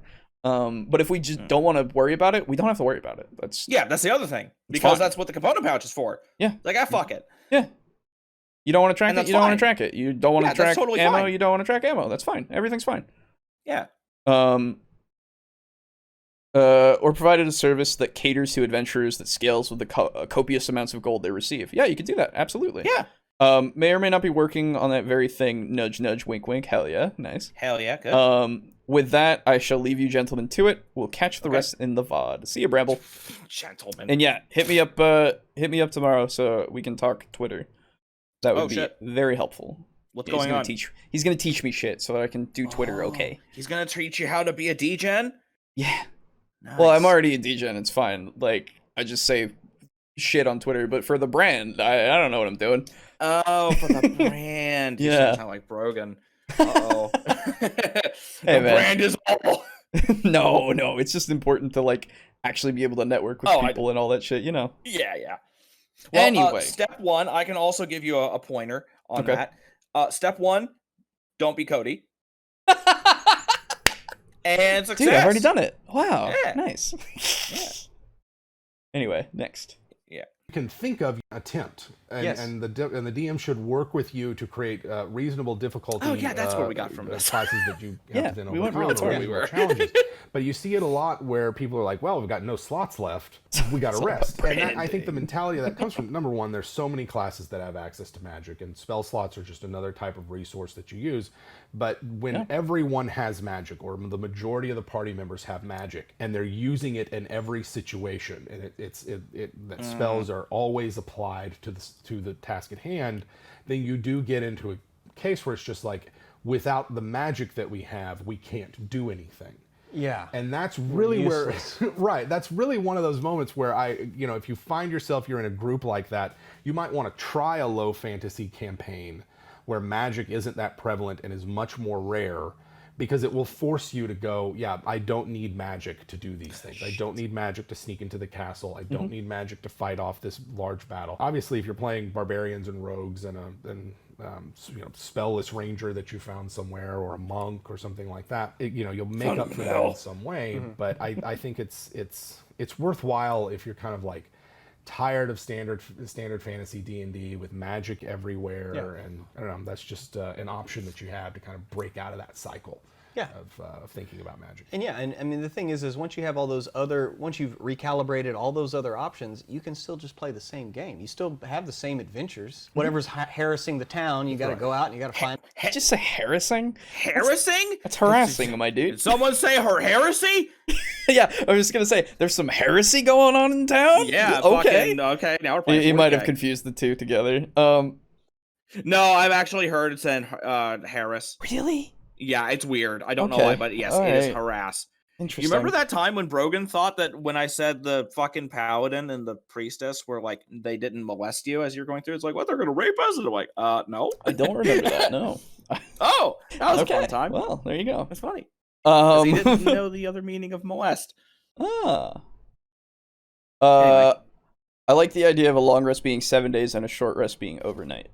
Yeah, That realism is for you. Yeah, I was gonna say, I like that idea because it makes it so that you don't want to get hurt. Yeah, you don't want to get hurt, and it stops the whole, oh man, we fought a thing, now let's rest. Okay, we're good. Yeah. And then take a long rest. Sitting down on this fucking stone floor really does wonders on my fucking stab wounds. Right, exactly. And like it incentivizes the use of healing spells, and then it's like, oh, but if you do that, it'll take fucking 7 days for you to get that healing spell back. Yeah. Right? Like all of your healing back. Then it's fucking D&D, the resource management game. Yes. Yeah. Oh, they're being run by this guy and you go find him and that's the big bad in the mountain. I mean, it's all the same. You know, thinking about how you want the distribution of the various fantasy races is another way.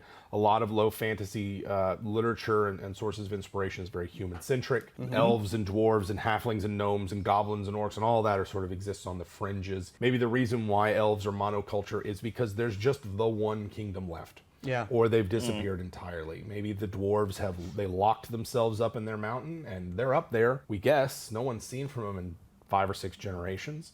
Yeah. But they say they're still up there, you know, that kind of thing. Or there were goblins in that forest, and occasionally people do go missing when they go off the beaten trail, but no one's seen a goblin. And no one goes off the trail. Why would you? Why would you go off the trail? It's the forest. There are bears and wolves out there as well. Constructing a world in which the fantastical elements are rare, that highlights them. And then when you use them in a campaign... It also makes other like mundane things more fantastical, right? Yeah. Like the... Look at that fucking cow! Look, yeah, well, I was gonna say, like, there's a fucking bear in the wood. That's a problem. Yeah, that's a problem. Right? Like, that becomes... gonna eat people, maybe. Yeah, that becomes a big problem. Like, a bear will eat people or cattle or something. Like, it might come into the village because there needs to be food. Like, it needs food. Like, the forest might be plentiful. Get that classic... Oh, sorry. No, I was going to say the forest might be plentiful, but even so, it might wander too far or something. Yeah, and this is where you finally get to use the pack of wolves. Mm-hmm. Yeah. Like, oh my god. And they're you can actually use packs of wolves that aren't, you know, a fucking terror to level 1 characters only? Yeah. Here's an interesting thought. In high magic system in which the classes are balanced, martial abilities are essentially magic by another name. Well, first of all, that's not a very interesting thought. No. So well, okay, no. mechanically, only mechanically. So what I would say is that no, they're not essentially magic because you can do them all the time and there's no cost. Well, I think what he means is the effect. Because the effect is kind of like magic, sure. Yeah, because it's like, oh man, it is a specially trained thing. Yeah, I kick sand into the eye. Same as casting blind or whatever. Yeah, that's true. That's true. And so that's why I say that's only mechanically. Okay, fair enough. Yeah, that's my only contention is just the, like, you don't sacrifice anything. You did mean mechanically. Okay, fuck me then. You're right. I agree. When you bring them, particularly if you have player buy-in and everybody's into their characters and they've accepted the fact that this is a low fantasy world where the fantastical elements are less prevalent, when you then reintroduce them, it lends them more weight and players take them maybe a bit differently than they would, like, oh, it's just another goblin or it's just another orc, something like that. Mm-hmm. Just another orc. Just another orc. Orc would rip your fucking head off. Damn right. Anyway. Well, hey, man. Depends. It could. It very well could. It depends on if it's a wah orc or if, like, just a regular zug orc. No, dude, they could still do it. Well, I mean, so are you saying all orcs are muscle-bound brutes? No, I'm just saying they have the potential. Regular-ass orcs? No, I'm just saying they have the potential. I have the potential to. Yes. Okay. Yeah. As long as we're clear on that. Yeah. You saying I'm an orc? Yeah. Yeah, absolutely. That's what I'm saying. That's exactly what I'm saying. You know, I'm kind of okay with that. There you go. Hey. Well, that's that. Very good video. Yeah. WebDM top notch. They're always really good. Yeah. It lends to actual discussion, which is really good. Yes. Now, I would say the only issue is it has nothing to do with the video at all. It's just the fact that it's one of those videos where we're basically just sitting here saying yes. That's true, but we did get to go off on more examples and tangents and all of that stuff. So I think it was still all right, right? Yeah, it's fine. And those of you out there keeping track, you can see that because it's not just me, this was like 2.5 hours to cover this video. It's also like double as long, so fair enough. So, cool. Well, that'll do that for tonight. Thank you everybody for coming out and hanging out. We appreciate you. We like your money. God damn it. See you, Juice. Yeah. Okay, yes. Bye, Juice. Thanks for coming by. When are you gonna donate? No. God damn it. Yeah, night pizza fuck. So yeah, thank you again to all our patrons. Yes. Draco Kusaji, Mog Zero, Slazer, Steely, Drake Cross, Chris, Frozen Spaghetti, and Kill Chrono. Appreciate you. Yeah, you can find our patron on Patreon or in the links in the description. Only donate if you want to, or can. All that. And of course, you can find the podcast on Tuesdays at 9 p.m. Eastern Standard Time, live on our channel. And then again on Fridays at 4 p.m. Eastern Standard Time for the VOD. And then 12 p.m. Eastern Standard Time on Mondays for the audio-only version of on your podcasting service of choice. Other than that, join our Discord, hang out with us. Yes. Fucking, we talk about shit. We actually do. It's crazy. We do. Yeah, it's crazy. We look at the site every now and again if you want. Fucking all that shit. You know the shit. Look in the description if you're new. And hey, if you're really, really new, fucking subscribe. Yeah. Do that. And then like the video and share it with a friend. Or maybe more than a friend. Who knows? Yeah, share it with your wife or husband. More than a friend. Yeah. Or show your it to dog. your fuck buddies. Do it. Anyway. Thanks for hanging out, everybody. We'll see you next time. Yeah.